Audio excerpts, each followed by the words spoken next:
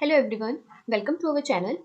सो आज हम करने वाले हैं क्लास 10 का chapter first, which is our chemical reaction and equation. So सबसे पहले हमें ये पता होना चाहिए कि केमिकल रिएक्शंस क्या होती हैं। ठीक है, कोई भी ऐसी प्रोसेस जिसमें या तो हमारे नए बॉन्ड्स फॉर्म हो रहे हो, न्यू बॉन्ड्स फॉर्म हो रहे हो, and breaking of old bond, breaking of old bond, या फिर हमारे पुराने जो बॉन्ड हैं वो टूट रहे हों, तो उसको हम क्या बोलेंगे? Chemical reaction. ठीक है, अब हमारे पास ना एक बेसिक स्ट्रक्चर क्या होता है किसी भी रिएक्शन का, वो मैं आपको बताती हूँ। ठीक है, तो सबसे पहले हमारे पास कोई भी हम जनरल रिएक्शन लेकर चलते हैं। ठीक है, तो हमारी जनरल रिएक्शन लेकर चल रहे हैं हम, जो कि हमारी क्या होती है। सपोज मैंने एक ले लिया A plus B, which will give us C plus D। किसी भी रिएक्शन में जो हमारा A पार्ट होता है, ये हमारा क्या होता है?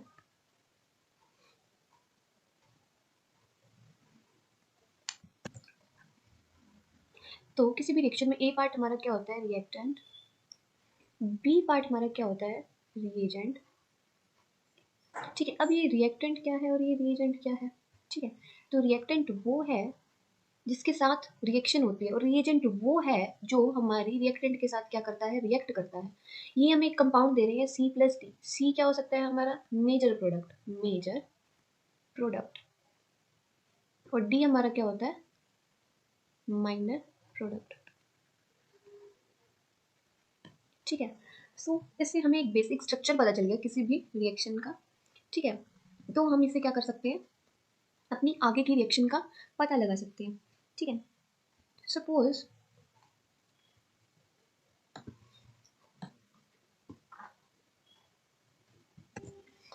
मैंने एक रिएक्शन ली दैट CH4, मैंने क्या लिया? मीथेन लिया। इसकी रिएक्शन मैंने किसके साथ कराई? ऑक्सीजन के साथ कराई। ठीक है, तो ये बर्न होके हमें क्या देता है? CO2 plus H2। अब CH4 यहाँ पर क्या है? हमारा एक रिएक्टेंट है। क्या है? रिएक्टेंट। O2 हमारा यहाँ पर क्या है? एक रिएजेंट है। क्या है? रिएजेंट की तरह यहाँ वर्क कर रहा है। जबकि CO2 हमारा क्या है? एक बाई प्रोडक्ट है, यानी कि माइनर प्रोडक्ट है। H2 हमारा यहाँ पर क्या है? मेजर प्रोडक्ट है, मेजर प्रोडक्ट है। ठीक है, ठीक है, जब भी हमारी कोई भी रिएक्शन होती है तो उसमें क्या होता है? नए सब्सटेंस फॉर्म होते हैं। क्या होता है? हमारा new substance is formed. Okay, इसमें क्या हो सकता है? कोई भी रीअरेंजमेंट हो सकता है एटम का। जैसे मैंने रिएक्शन दी थी अभी, CH4 plus O2 which will give us CO2 plus H2। अब इसमें क्या हो रहा है? रीअरेंजमेंट हो रही है। ऑक्सीजन हमारा किसके साथ ऐड हो रहा है? कार्बन के साथ। ठीक है, और ये हाइड्रोजन हमारा किसी ऑक्सीजन एटम के साथ जाकर ऐड हो जाएगा।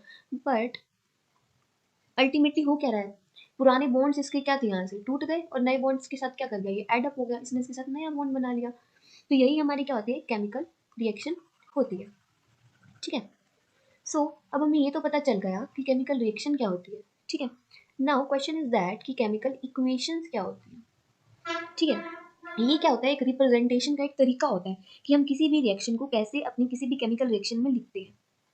ठीक है, या तो हम उसको वर्ड की फॉर्म में लिख रहे हैं, वर्ड इक्वेशन।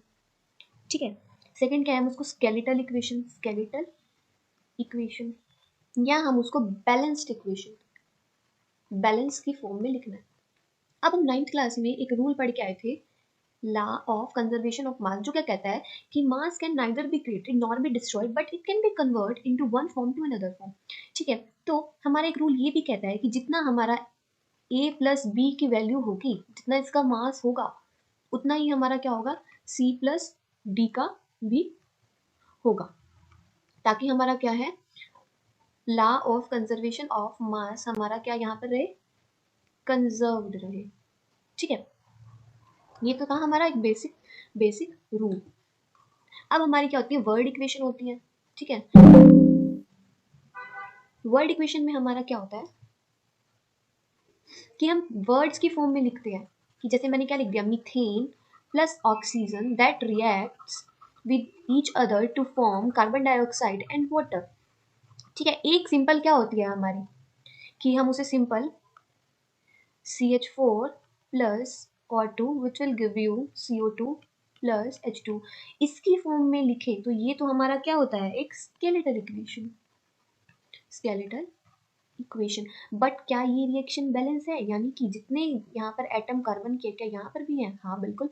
अब पहले तो हम क्या करेंगे, अगर हमें कोई भी रिएक्शन बैलेंस करनी है तो हम क्या करेंगे, सभी एटम्स को लिख देते हैं CH और O। ये लेफ्ट हैंड साइड है हमारी, ऐसी राइट हैंड साइड भी लिख देते हैं CHO। लेफ्ट हैंड साइड में वो हमारे कार्बन कितने हैं, 1 है, ठीक है हमने लिख दिया। और हमारे हाइड्रोजन कितने हैं लेफ्ट हैंड साइड, 4 है, ये भी हमने लिख दिया। ऑक्सीजन हमारे पास 2 है, बट राइट साइड में हमारे पास कार्बन है 1, हाइड्रोजन कितने हैं हमारे पास 2, और ऑक्सीजन कितने हैं हमारे पास 3। सो ये रेशो तो अभी मैच नहीं हो रहा, तो हमें इसे मैच करने के लिए क्या करना पड़ेगा, इसको बैलेंस करना पड़ेगा, तभी तो लॉ ऑफ कंजर्वेशन ऑफ मास क्या होगा हमारा यहाँ पर वर्क करेगा। अब इसमें हम क्या करते हैं, हिट एंड ट्रायल का मेथड होता है कि एक तुक्का लगाना पड़ता है हमें, ताकि हम रिएक्शन को क्या कर सकें, बैलेंस कर सकें। अगर मैं यहाँ पर 2 लगा दूँ तो मेरे ऑक्सीजन कितने हो गए लेफ्ट हैंड साइड में 4, यानी कि हमारे यहाँ पर कितने हो गए, मल्टीप्लाई 2 करने से हमारे 4 यहाँ पर ऑक्सीजन आइटम हो गए। बट यहाँ पर बैलेंस नहीं हुआ, तो इस साइड में अगर बैलेंस करना है मुझे, और अगर मैं यहाँ पर भी 2 लगा दूँ तो यहाँ पर ऑक्सीजन भी बैलेंस हो जाएगा, हाइड्रोजन भी बैलेंस हो जाएगा, ठीक है। तो हमारी रिएक्शन क्या हो जाएगी, बैलेंस हो जाएगी, क्योंकि अब रिएक्टेंट साइड में भी हमारे हाइड्रोजन 4 कार्बन 1 एंड ऑक्सीजन 4 है, और प्रोडक्ट साइड में भी कार्बन 1 हाइड्रोजन हमारे क्या है 4 हो गए, और ऑक्सीजन हमारी क्या हो गई 4 हो गई। यहाँ पर 2 से मल्टीप्लाई जो कर दिया हमने, तो हमारी रिएक्शन क्या हो गई, बैलेंस हो गई, ठीक है। अब हमारे पास क्या है, ये बोल रहा है कि अब आपके पास ना ऐसे बहुत सारे डेली लाइफ के भी ना एग्जाम्पल होंगे। अब इन डेली लाइफ एग्जाम्पल में क्या होता है कि हमारे चारों तरफ भी क्या होता है, कुछ ना कुछ रिएक्शन एक हमेशा से होती रहती है। जैसे milk is left at room temperature during summers, क्या होगा अगर हम मिल्क को ऐसे कैसे रूम टेम्परेचर पर छोड़ दें, वो भी गर्मियों में, तो सीधी सी बात है हमारा जो मिल्क होगा वो खराब हो जाएगा, ठीक है। नेक्स्ट है what happens when an iron tawa pan nailed is exposed to humid atmosphere, कि हमने क्या करा, एक आयरन का नेल यानी कि कील कील ले लिया हमने, और इसको हमने क्या कर दिया, ह्यूमिड एटमॉस्फेयर में छोड़ दिया, तो ये क्या होगा, इस पे क्या हो जाएगा, कोरोजन हो जाएगा, जंग लग जाएगा ना। हम नॉर्मल भाषा में भी बोलते हैं कि अगर हम किसी भी चीज को ऐसे मत छोड़ो, लोहे की चीज को उस पर पेंट करो, नहीं तो उस पर क्या हो जाएगा, जंग लग जाएगा, ठीक है। ये कह रहा है ग्रेप्स इज फर्मेंटेड, अगर हम ओपन एटमॉस्फेयर में ग्रेप्स को छोड़ देंगे लाकर, ऐसे कैसे रख देंगे, तो वो क्या हो जाएगा, ग्रेप्स भी क्या हो जाएंगे, खराब हो जाएंगे, है ना। और नेक्स्ट क्या है, food get digest in our body, food भी क्या हो जाता है, टाइम के साथ साथ क्या हो जाता है, हमारी बॉडी में क्या हो जाता है, डाइजेस्ट हो जाता है। वी रिस्पायर, हम सांस लेते हैं तब भी क्या होगा, क्या कोई केमिकल रिएक्शन तब भी होगी, हाँ बिल्कुल होगी। हमारे स्टमक में भी एक रिएक्शन होती है HCl के साथ, जब हम सांस लेते हैं तब भी कोई ना कोई रिएक्शन होती है। जैसे अगर हम अपने मुंह के बाहर ऐसे नोज के पास हाथ लगाते हैं तो उसमें क्या होता है कि गर्म हवा इनहेल या एक्सहेल होती है, तो वो भी क्या है, एक रिएक्शन का टाइप है। वो कौन सी रिएक्शन है, एक्सोथर्मिक है, एंडोथर्मिक है, वो मैं आपको आगे बताऊंगी कि एक्सोथर्मिक है, एंडोथर्मिक है, कौन सी रिएक्शन है, वो रिएक्शन की क्या टाइप है, वो क्या करती है, उसका क्या यूजेस है, ठीक है। ठीक है, अब ये क्या कह रहा है, इन अबोव सिचुएशन में ये क्या बोल रहा है, the nature and the identity of the initial substance have somewhat changed, जो इनिशियली जो हमें सब्सटेंस दिया गया था, धीरे धीरे क्या होता है, वो चेंज हो जाता है। You have already learn about physical and chemical change, अब ये फिजिकल चेंज और केमिकल चेंज क्या है, सबसे बड़ा क्वेश्चन ये है कि बच्चों को ना यही नहीं पता होता कि फिजिकल चेंज और केमिकल चेंज में डिफरेंस क्या है, चाहे वो 10th 11th में ही क्यों ना पहुंच जाए। सो फिजिकल चेंज क्या होता है कि जिस ऐसा चेंज होता है जिसमें मॉलिक्यूल क्या करते हैं, खुद को रीअरेंज करते हैं, बट इनकी इंटरनल कॉम्पोजिशन में कोई चेंज नहीं आता है। जबकि केमिकल सब चेंजेस में क्या होता है, केमिकल चेंजेस में क्या होता है, सब्सटेंस एक दूसरे से रिएक्ट करते हैं, और रिएक्ट करने के बाद वो एक नई केमिकल कॉम्पोजिशन में पहुंच जाते हैं, जहां से वो वापस अपनी ओरिजिनल पोजीशन पर नहीं जा सकते, ठीक है। ये तो हो गया हमारा फिजिकल चेंज, और ये हो गया हमारा केमिकल चेंज। अब जो फिजिकल चेंज का नेचर है वो क्या है, रिवर्सिबल है। रिवर्सिबल होने का मतलब क्या है, जिस पोजीशन पे ये पहले था उस पोजीशन पर वापस आ गया।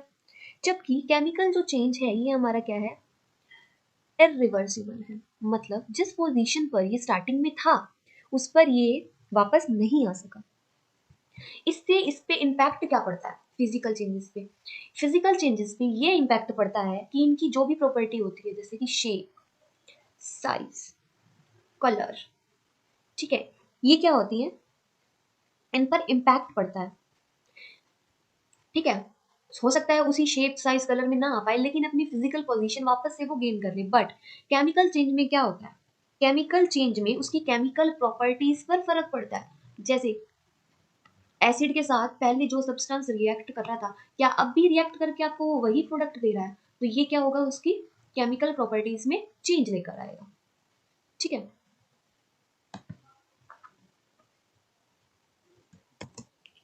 हाँ, तो अब फिजिकल चेंजेस के हमारे एग्जाम्पल क्या है और केमिकल चेंजेस के एग्जाम्पल है, तो इससे हमें और क्लियर हो सके इसलिए हम क्या करेंगे, अब इनके एग्जाम्पल पढ़ेंगे। फिजिकल चेंजेस में क्या होता है, जैसे कि हमने ले लिया मेल्टिंग ऑफ आइस, यानी कि आइस का पिघल जाना। अगर आइस पिघल रही है तो वापस जम भी जाएगी अगर हम उसे सुटेबल टेम्परेचर दे दें तो ये क्या है, हमारा एक फिजिकल चेंजेस का एक एग्जाम्पल है।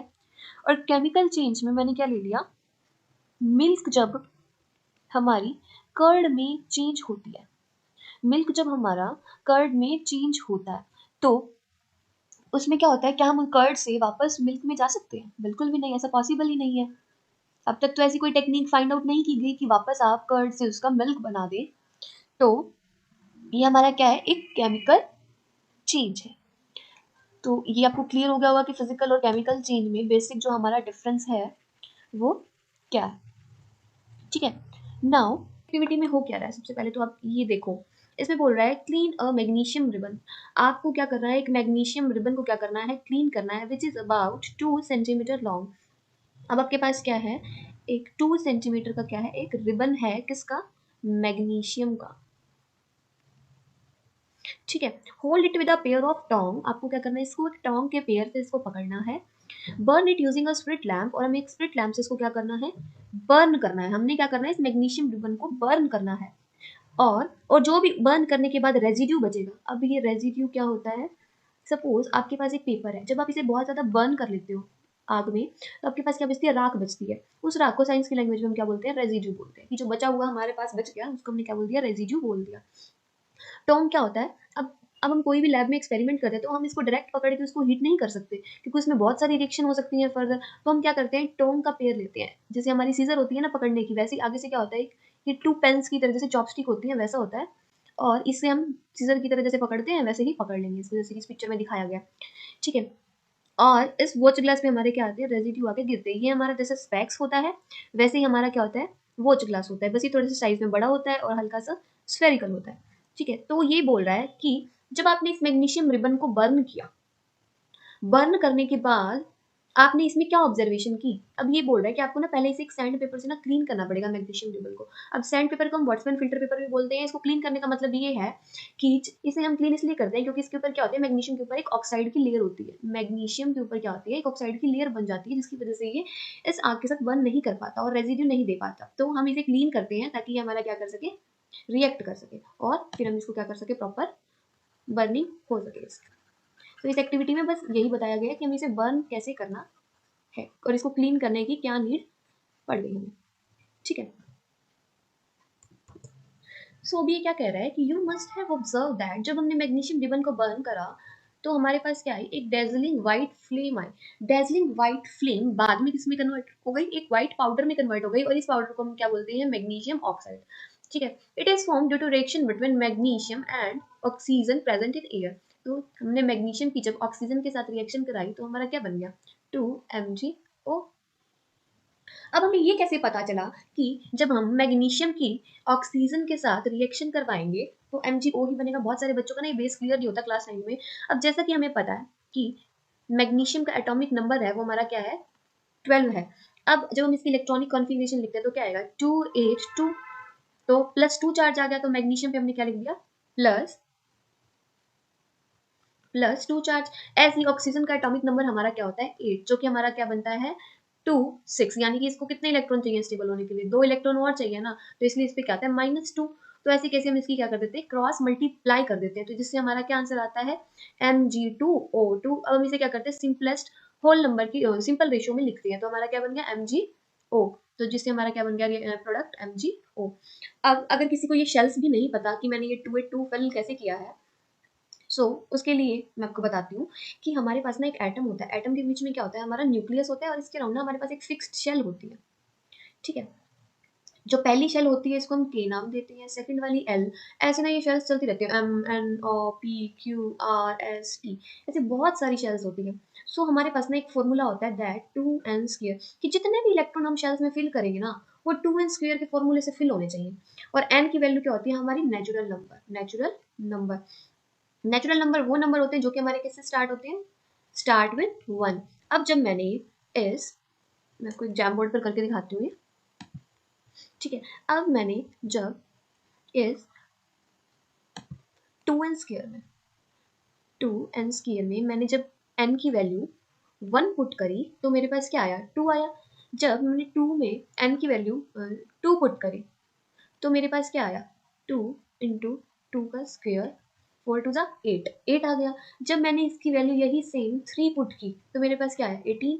जब मैंने इसकी यही वैल्यू 4 पुट की, सॉरी यहाँ स्क्वायर आएगा, 4 पुट की तो हमारी वैल्यू क्या आई, 32 आई। मतलब अगर हमारा एटम है तो इसकी पहली शेल में इसको स्टेबल होने के लिए 2 इलेक्ट्रॉन चाहिए ही है इसकी आउटर मोस्ट शेल में। इसी नेक्स्ट शेल में इसके कितने इलेक्ट्रॉन होंगे, 8, 1 2 3 4 5 6 7 8, ठीक है। जब हम कोई भी फॉर्मूला बनाते हैं तो सबसे पहले हमें, अब जैसे मैंने आपको दे दिया हाइड्रोजन, हाइड्रोजन दे दिया। अब हाइड्रोजन में क्या है, आउटर शेल में सिर्फ एक इलेक्ट्रॉन है, 1 इलेक्ट्रॉन है। ये तो हमारा फर्स्ट शेल में ही सिमट कर रह गया, यानी कि फर्स्ट शेल में हमारे पास एक ही इलेक्ट्रॉन है। अब इसे स्टेबल होने के लिए एक और इलेक्ट्रॉन चाहिए, तभी तो इसकी आउटर मोस्ट शेल में 2 इलेक्ट्रॉन होंगे। अगर ये इलेक्ट्रॉन बाहर से ले लेता है तो इसके ऊपर -1 चार्ज आ जाएगा, जितने इलेक्ट्रॉन लेगा उतना का माइनस चार्ज आ जाएगा।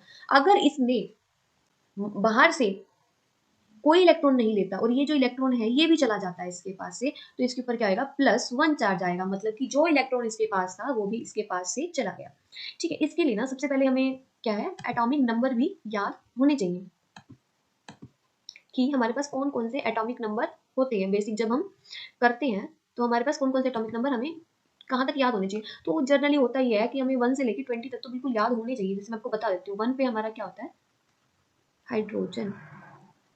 2 पर हमारा क्या होता है, हीलियम, ठीक है।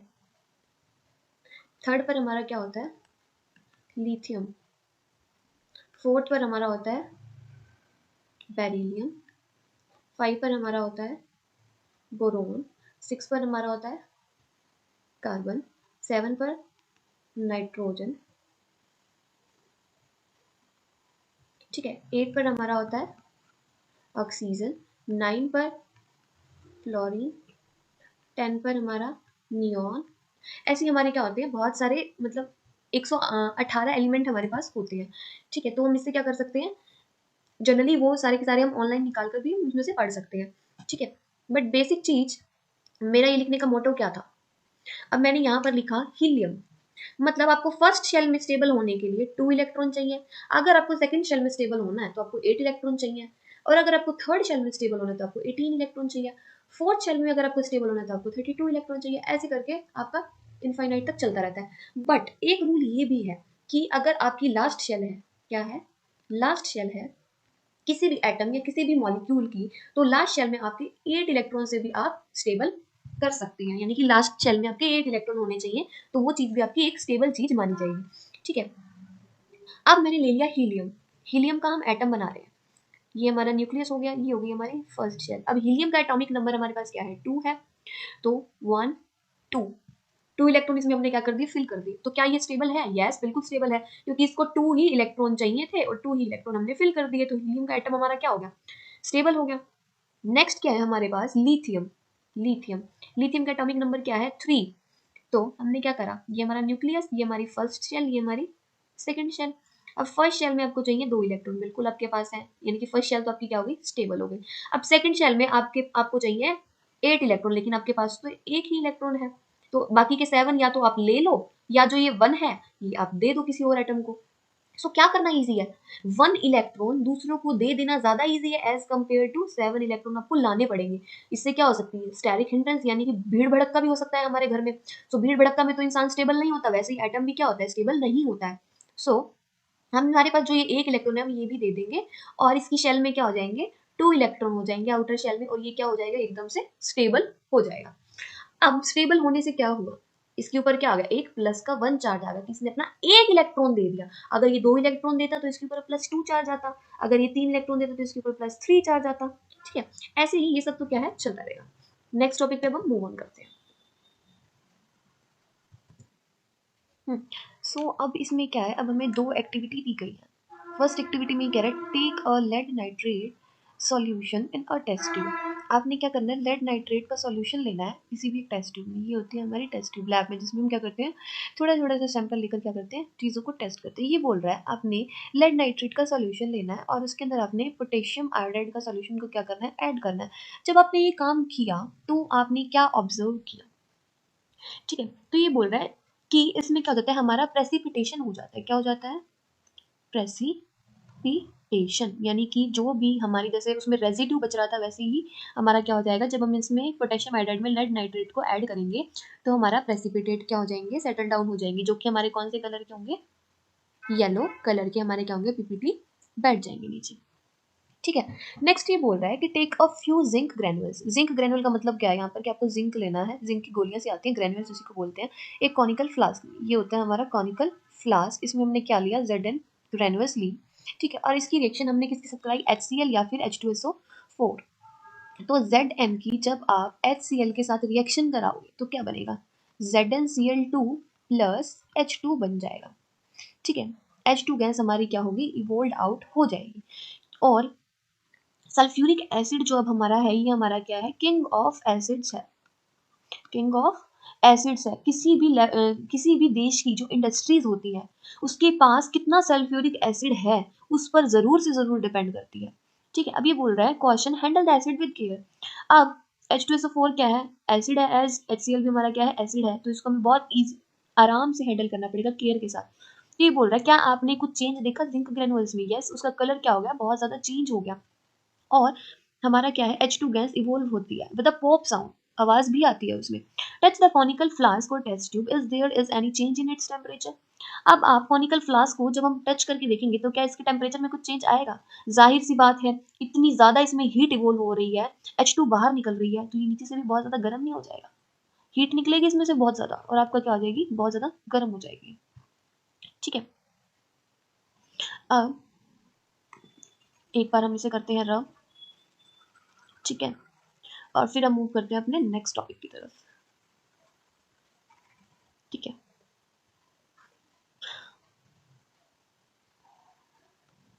ठीक है, सो स्टार्ट करते हैं। सो अब ये क्या कह रहा है कि फ्रॉम द अबोव 3 एक्टिविटीज, आपने 3 एक्टिविटी पढ़ ली, कौन कौन सी, एक मैग्नीशियम वाली, ठीक है, एक जिंक वाली और एक लेड नाइट्रेट वाली। आपने क्या देखा कि जब भी कोई रिएक्शन हो रही है तो उसकी स्टेट में चेंज आ रहा है, यस बिल्कुल स्टेट में चेंज आ रहा है। क्या उसके कलर में चेंज आ रहा है, यस लेड नाइट्रेट वाली एक्टिविटी में हमारा क्या कलर में चेंज हो रहा है। क्या इवोल्यूशन ऑफ गैस हो रहा है, बिल्कुल जिंक ग्रेनुअल वाली में हमारा क्या हो रहा है, इवोल्यूशन हो रहा है हाइड्रोजन गैस का। और चेंज इन टेम्परेचर, हमारा क्या है, टेम्परेचर में भी बहुत ज्यादा चेंज आ रहा है। सो जब भी कोई केमिकल रिएक्शन होती है तो इनमें से कोई ना कोई कंडीशन ऐसी होगी जिसमें हमारी क्या होती है, रिएक्शन होती है। मतलब उनमें से इन चारों में से कोई ना कोई एक एक्टिविटी उस रिएक्शन के साथ जरूर हो रही होगी, अदरवाइज उसमें कोई केमिकल रिएक्शन जरूरी नहीं है कि हो रही हो। हाँ, ऐसी रिएक्शन बहुत सी होती है जो इनिशियली क्या होती है, इन सब चीजों को नहीं शो करती, बट फिर भी वो क्या होती है, केमिकल रिएक्शन हमारी होती है। हाँ, तो ये बोल रहा है as we observe the change around us, कि हमारे और चेंजेस होते ही रहते हैं क्योंकि हमारे चारों तरफ क्या होते हैं, बहुत सारी केमिकल रिएक्शन होती हैं। तो इस चैप्टर में हम क्या करेंगे, सिंबॉलिक रिप्रेजेंटेशन देखेंगे उन सभी केमिकल रिएक्शन की। ठीक है, और कि कौन सी रिएक्शन किस तरीके से हमारी होती है वो भी देखेंगे। सो सबसे पहले हम क्या पढ़ने वाले हैं, केमिकल इक्वेशन क्या होती है। एक्टिविटी 1.1 जो हमने magnesium ribbon is burned in oxygen, it get converted into magnesium oxide. इसने क्या करा, मैग्नीशियम ऑक्साइड में कन्वर्ट कर दिया। तो इसने क्या करा, एक रिएक्शन के बारे में एक सेंटेंस बताया बहुत लॉन्ग पैटर्न में, बहुत लॉन्ग पैटर्न में। इसको हम शॉर्टर फॉर्म में भी लिख सकते हैं, कैसे, जैसे मैंने इसकी वर्ड इक्वेशन बना ली। वर्ड इक्वेशन में मैंने क्या करा, मैग्नीशियम की रिएक्शन करी ऑक्सीजन के साथ और हमारा मैग्नीशियम ऑक्साइड हमारा बन गया। ये हमारा क्या बन गया, प्रोडक्ट बन गया। तो ये तो हमारी क्या हो गई वर्ड इक्वेशन हो गई। The substance that undergo chemical change in reaction 1.1, ठीक है। सो ये क्या कह रहा है कि हम इसको क्या कर सकते हैं, सिंपलेस्ट वे में लिख सकते हैं। जो रिएक्शन 1.1 है इसमें हमारा क्या है, मैग्नीशियम है, ऑक्सीजन है और मैग्नीशियम ऑक्साइड हमारा बन रहा है। ये दोनों तो हमारे क्या है, रिएक्टेंट है, और ये हमारा क्या है, सब्सटेंस है। जो सब्सटेंस केमिकल चेंज में जाएगा ये तो हमारा रिएक्टेंट, और जो नए सब्सटेंस फॉर्म हो रहे हैं ये हमारा क्या बनेगा, प्रोडक्ट बनेगा। The word equation shows change of reactant to product through an arrow placed between them. और इनके बीच में क्या है, हम एक एरो लगाते हैं जिसकी वजह से हमारी रिएक्शन क्या है, बहुत जल्दी जल्दी हो जाए। जिस रिएक्शन में हमारा एरो होगा उसी रिएक्शन में हमारी प्रोडक्ट की फॉर्मेशन भी होगी। नेक्स्ट टॉपिक है राइट इन अ केमिकल इक्वेशन, कि अब हम कोई भी केमिकल इक्वेशन को कैसे लिखते हैं। Is there is an another shorter way of representing chemical equation, ठीक है। सो जो केमिकल इक्वेशंस होती है ना, एक से ज्यादा कंसाइज वे में हम इसे ना लिख सकते हैं। कैसे लिख सकते हैं, पहले हम किस में लिख लेते हैं इक्वेशंस को, वर्ड में, और अब हम क्या कर सकते हैं, इसको केमिकल इक्वेशंस में लिख सकते हैं, केमिकल इक्वेशंस में। केमिकल इक्वेशन में लिखने का मतलब क्या है, अब हम जनरली क्या करते हैं, जैसे हम सिग्नेचर करते हैं, सिग्नेचर करते हैं तो हम क्या करते हैं, जैसे सपोज कोई भी बंदा है, जैसे राम है श्याम है, तो हम सिग्नेचर में क्या करते हैं, कुछ लोग जनरली क्या करते हैं, आर लिख के ऐसे सिग्नेचर कर दिया, हो गया। बट अगर हम कहें कि आप अपना कंप्लीट नाम लिखो तो क्या लिखते हैं, हम ऐसे लिखते हैं ना, RAM राम, है ना। तो हम क्या कर रहे हैं, इसमें अपना कंप्लीट नेम लिख रहे हैं, ठीक है। सो हम कर क्या रहे हैं, बेसिकली जो हमने राम लिखा ना, इसको तो हमने क्या लिखा है, वर्ड इक्वेशन में लिखा है, इसमें लिखा है वर्ड में लिखा है हमने राम को। बट जो हमने सिग्नेचर आर करा है, हमने इसका सिंबल लिखा है। सिंबल लिखने का मतलब क्या है, कि हमने इसका एक सिंबल बना दिया जिससे क्या पता चलेगा, आर कंसीडर फॉर राम, ठीक है। ऐसे ही हमारी क्या होती है, केमिकल इक्वेशंस होती है जिसमें हम क्या करते हैं, रिप्रेजेंटेशन करते हैं by using symbol and formula of a substance. So इसकी बेसिक डेफिनेशन अगर पेपर में आती है तो हम क्या लिख सकते हैं, a chemical equation is a chemical reaction using symbols and formula of a substance, ठीक है। यहाँ पर लिखा भी हुआ है, अ chemical equation represent a chemical reaction, ये केमिकल रिएक्शन को रिप्रेजेंट करता है, जो कि क्या होती है हमारी chemical reaction using symbol and formula of a substance, जिसको हम क्या बोलते हैं, केमिकल इक्वेशन बोलते हैं। जैसे अब मैंने क्या ले लिया, मैग्नीशियम, मैग्नीशियम लिया तो मैग्नीशियम का सिंबल क्या है, Mg है। ऑक्सीजन लिया, सो ऑक्सीजन का सिंबल हमारा क्या है, O2 है, ठीक है। तो मैंने क्या करा, Mg लिया, ऑक्सीजन का रिएक्शन दी, ठीक है, तो हमारा क्या बन गया, MgO, MgO बन गया। कैसे आया अभी, MgO ही क्यों बना, MgO2 क्यों नहीं बना, बहुत सारे बच्चों का डाउट होता है, तो मैं ये क्लियर कर देती हूँ। जैसे Mg लिया, Mg की वैलेंसी क्या होती है हमारी +2, और मेटल की जनरली टेंडेंसी क्या होती है कि वो हमारे इलेक्ट्रॉन को देता है, और ऑक्सीजन पे क्या चार्ज होता है, -2, तो इन दोनों क्रॉस मल्टीप्लाई कर दी, क्या बन गया, Mg2O2। इसको सिंपलेस्ट फॉर्म में लिख दिया तो क्या बन गया, MgO। क्लियर है, ठीक है। सो अब नेक्स्ट चलते हैं, count and compare the number of atom of each element on the LHS and RHS of the arrow। अब हमने क्या करना है, काउंट करनी है number of atom. Number of atom कहाँ काउंट करनी है, LHS side and RHS side arrow के। क्या जो दोनों साइड नंबर है, दोनों साइड वो सेम है, अगर वो सेम है, अगर हम एक ना दो चीज होती है, एक होता है हमारा बैलेंस, एक होता है हमारा अनबैलेंस, दो चीजें होती हैं। बैलेंस का मतलब क्या है, जैसे आप सब्जी लेने जाते हो, सब्जी लेने जाते हो तो वो क्या करता है, जितनी सब्जी आपकी होती है उतना ही वहां पर क्या कर देता है, पत्थर से रख देता है, कि 1 किलो का पत्थर है तो यहाँ पर 1 किलो मटेरियल इसमें होगा, तो ये बराबर आ जाता है, जो दो कांटे होते हैं वो बराबर आ जाते हैं, ठीक है। तो वो तो क्या होता है, बैलेंस हो जाता है। बट अगर मान लो इसमें मटेरियल कम है और इसमें क्या है, 1 kg का हमने जो भी चीज ली है वो है, तो क्या होगा, ये चीज नीचे की तरफ रहेगी, इसका मतलब ये क्या है, अनबैलेंस है। या फिर हमारा सिचुएशन क्या होगी, रिवर्स होगी, या ये नीचे हो गया ऊपर होगी, या ये नीचे हो गया ऊपर होगी, तो ये हमारा क्या होगा, अनबैलेंस सिचुएशन आ गई ना, ठीक है। तो if not then the equation is unbalanced because the mass is not same on the both side of the equation. ऐसे ही हमारी चीजें क्या होती है, किसी भी रिएक्शन में होती है, ठीक है। जैसे हमारे पास यही इक्वेशन है, तो इसमें क्या है, Mg है और O2 है। क्या Mg के जितने एटम राइट हैंड साइड है उतने ही लेफ्ट हैंड साइड है, यस बिल्कुल है। हमारे दोनों के एटम क्या है, यहाँ पर बैलेंस है Mg की। बट क्या O2 के एटम बैलेंस है, नहीं है, क्योंकि यहाँ पर ऑक्सीजन के 2 मॉलिक्यूल है, 2 एटम है, और यहाँ पर क्या है, एक एटम है। सो बैलेंस तो नहीं हुआ ये, अब हमें इसे बैलेंस करना पड़ेगा ना। So such a chemical equation is a skeletal equation for a equation, ठीक है। अब ये क्या बोल रहा है, इक्वेशन 1.2 ये मैंने आपको पढ़ा दी है, ये क्या बोल रहा है, burning of magnesium in air के बारे में हमें बता रहा है, तो बैलेंस करने के लिए हम इसे देखेंगे, ठीक है। सो अब हमारा टॉपिक क्या है, बैलेंस केमिकल इक्वेशन। अब हम इसे अपना पढ़ेंगे। ठीक है। सो बैलेंस्ड केमिकल इक्वेशन में हमारा क्या है कि हमें ना रिएक्टेंट साइड, अब रिएक्टेंट साइड होगी और हमारी प्रोडक्ट साइड होगी। रिएक्टेंट साइड हमारी किसके इक्वल होनी चाहिए? प्रोडक्ट की साइड की। मतलब LHS इक्वल्स टू RHS, जैसे मैथ्स में होता था 9th में, हम इक्वेशंस बहुत सारी पढ़ के आए हैं वैसे ही। सो इसमें क्या है, हम ना इसको एग्जाम्पल से कंसिडर करते हैं। अब हमारी बुक में ये एग्जाम्पल दिया है, zinc react with H2SO4 to give zinc sulphate and hydrogen. यानी कि जिंक का सिंबल क्या होता है? Zn। इसकी रिएक्शन हमने किसके साथ करी? सल्फ्यूरिक एसिड यानी कि H2SO4 के साथ। तो हमारा क्या बन गया? ZnSO4 plus plus H2 gas हमारी क्या हो गई? इसमें इवोल्व हो गई।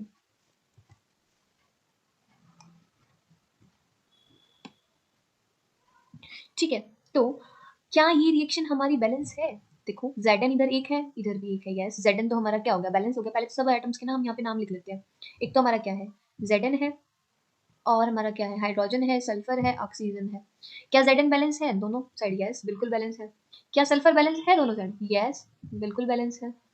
क्या ऑक्सीजन बैलेंस है दोनों साइड? यस, इधर भी 4 है, उधर भी 4 है, तो दोनों साइड बैलेंस हो गया। क्या हाइड्रोजन बैलेंस है? यस, बिल्कुल बैलेंस है। तो ये जो कंप्लीट इक्वेशन है हमारी, ये बिल्कुल बैलेंस है। ठीक है, तो हमें इसे और फर्दर बैलेंस करने की नीड है ही नहीं, किसी नंबर से हमें इसे मल्टीप्लाई करना ही नहीं पड़ेगा, है ना। सो मैं आपको ना एग्जांपल देती हूँ बहुत सारे। ठीक है, ओके। हमने ले लिया जैसे एग्जांपल HCl प्लस CaCO3। अब देखो HCl जब हमारा CaCO3 के साथ रिएक्ट करेगा तो हमें क्या देता है? CaCl2 plus H2O plus CO2। ठीक है, तो अब मुझे चेक करके ये बताओ, ये आपके लिए क्वेश्चन है, क्वेश्चन नंबर 1, क्या ये इक्वेशन बैलेंस है? ठीक है, तो मैंने सबसे पहले आइटम लिख लेती हूँ कौन कौन से। हाइड्रोजन है, क्लोरीन है, कैल्शियम है, कार्बन है, ऑक्सीजन है। ठीक है, ये सारे के सारे हमारे क्या हैं? एटम है। ये मैंने ले लिया LHS साइड, और ये मैंने ले ली RHS साइड। तो हमारे राइट हैंड साइड हाइड्रोजन कितने हैं? मुझे तो एक ही दिख रहा है, तो मैंने क्या करा, यहाँ पे 1 लिख दिया। राइट हैंड साइड कितने हैं? ये 2 है यहाँ, तो 2 लिख दिया मैंने। पर एक बार सारे लिख लेते हैं। इधर क्लोरीन कितने हैं? 1 है, यहाँ पर लिख दिया। इधर क्लोरीन कितने हैं? 2 है, 2 लिख दिया। कैल्शियम कितना है? इधर 1 है, 1 लिख दिया। इधर कैल्शियम कितने हैं? 1 ही है, इसका मतलब कैल्शियम बैलेंस है ऑलरेडी। ठीक है, नाउ ऑक्सीजन कितने हैं? यहाँ पर 3 है, सॉरी कार्बन, कार्बन रह गया। कार्बन कितना है? 1, और उधर भी कितना है? 1 ही है। ऑक्सीजन इधर कितने हैं? हमारे पास 3 है, और इधर कितने हैं? इधर भी 3 है। अल्टीमेटली हमारा बैलेंस क्या नहीं है? अल्टीमेटली हमारा बैलेंस सिर्फ हाइड्रोजन और क्लोरीन ही नहीं है। सो इधर तो ट्वाइस है हाइड्रोजन और क्लोरीन, और इधर क्या है? सिंगल सिंगल है। अगर हम इधर मल्टीप्लाई कर दे 2 से, तो क्या ये पूरी इक्वेशन नहीं बैलेंस हो जाएगी? मैंने कर दिया मल्टीप्लाई 2, यहाँ से 2 लगा दिया इसके आगे, तो ये भी बैलेंस हो गया और ये सब भी बैलेंस हो गया। तो हमारी ओवरऑल इक्वेशन क्या हो गई है? बैलेंस। ये हमारी अब इक्वेशन क्या है? बैलेंस केमिकल इक्वेशन है। ठीक है, अब मैं आपको एक एग्जांपल और देती हूँ, इजी सा है, ये आप इजीली सॉल्व कर पाएंगे। जैसे मैंने ले लिया Na प्लस H2O। ठीक है, इसको बैलेंस कीजिए।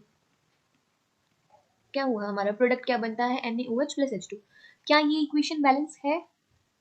कैसे चेक करेंगे? हमने वही एटम के नाम लिख दिया, 3 ही एटम है, तीनों के नाम लिख दिए मैंने। इधर Na कितना है? 1, और इधर कितना है? 1। अब हाइड्रोजन इधर कितने हैं? 2। ऑक्सीजन कितने हैं? इधर कितने हाइड्रोजन है? 3। ओके, ना ऑक्सीजन यहाँ पर कितनी है? 1, और वहां पर कितनी है? 1। इसका मतलब हमारी हाइड्रोजन बैलेंस नहीं है। अगर मैं हाइड्रोजन को बैलेंस करूँ तो मैं कैसे कर सकती हूँ? हीट एंड ट्रायल मेथड लगाएंगे। ठीक है, अगर मैंने यहाँ पर जैसे ये हाइड्रोजन 2 है, तो ऑक्सीजन पे तो इतना कोई फर्क नहीं पड़ने वाला। अगर मैं यहाँ पर भी 2 लगा दूँ तो यहाँ हाइड्रोजन कितने होंगे? सॉरी 3 लगाएंगे हम, 3 लगा दिया मैंने यहाँ, यानी कि मैंने यहाँ 3 से मल्टीप्लाई कर दी, यहाँ पर मैंने किससे मल्टीप्लाई कर दी? 2 से। तो इससे ऑक्सीजन पर क्या फर्क पड़ा? ऑक्सीजन भी कम ज़्यादा हो गई ना।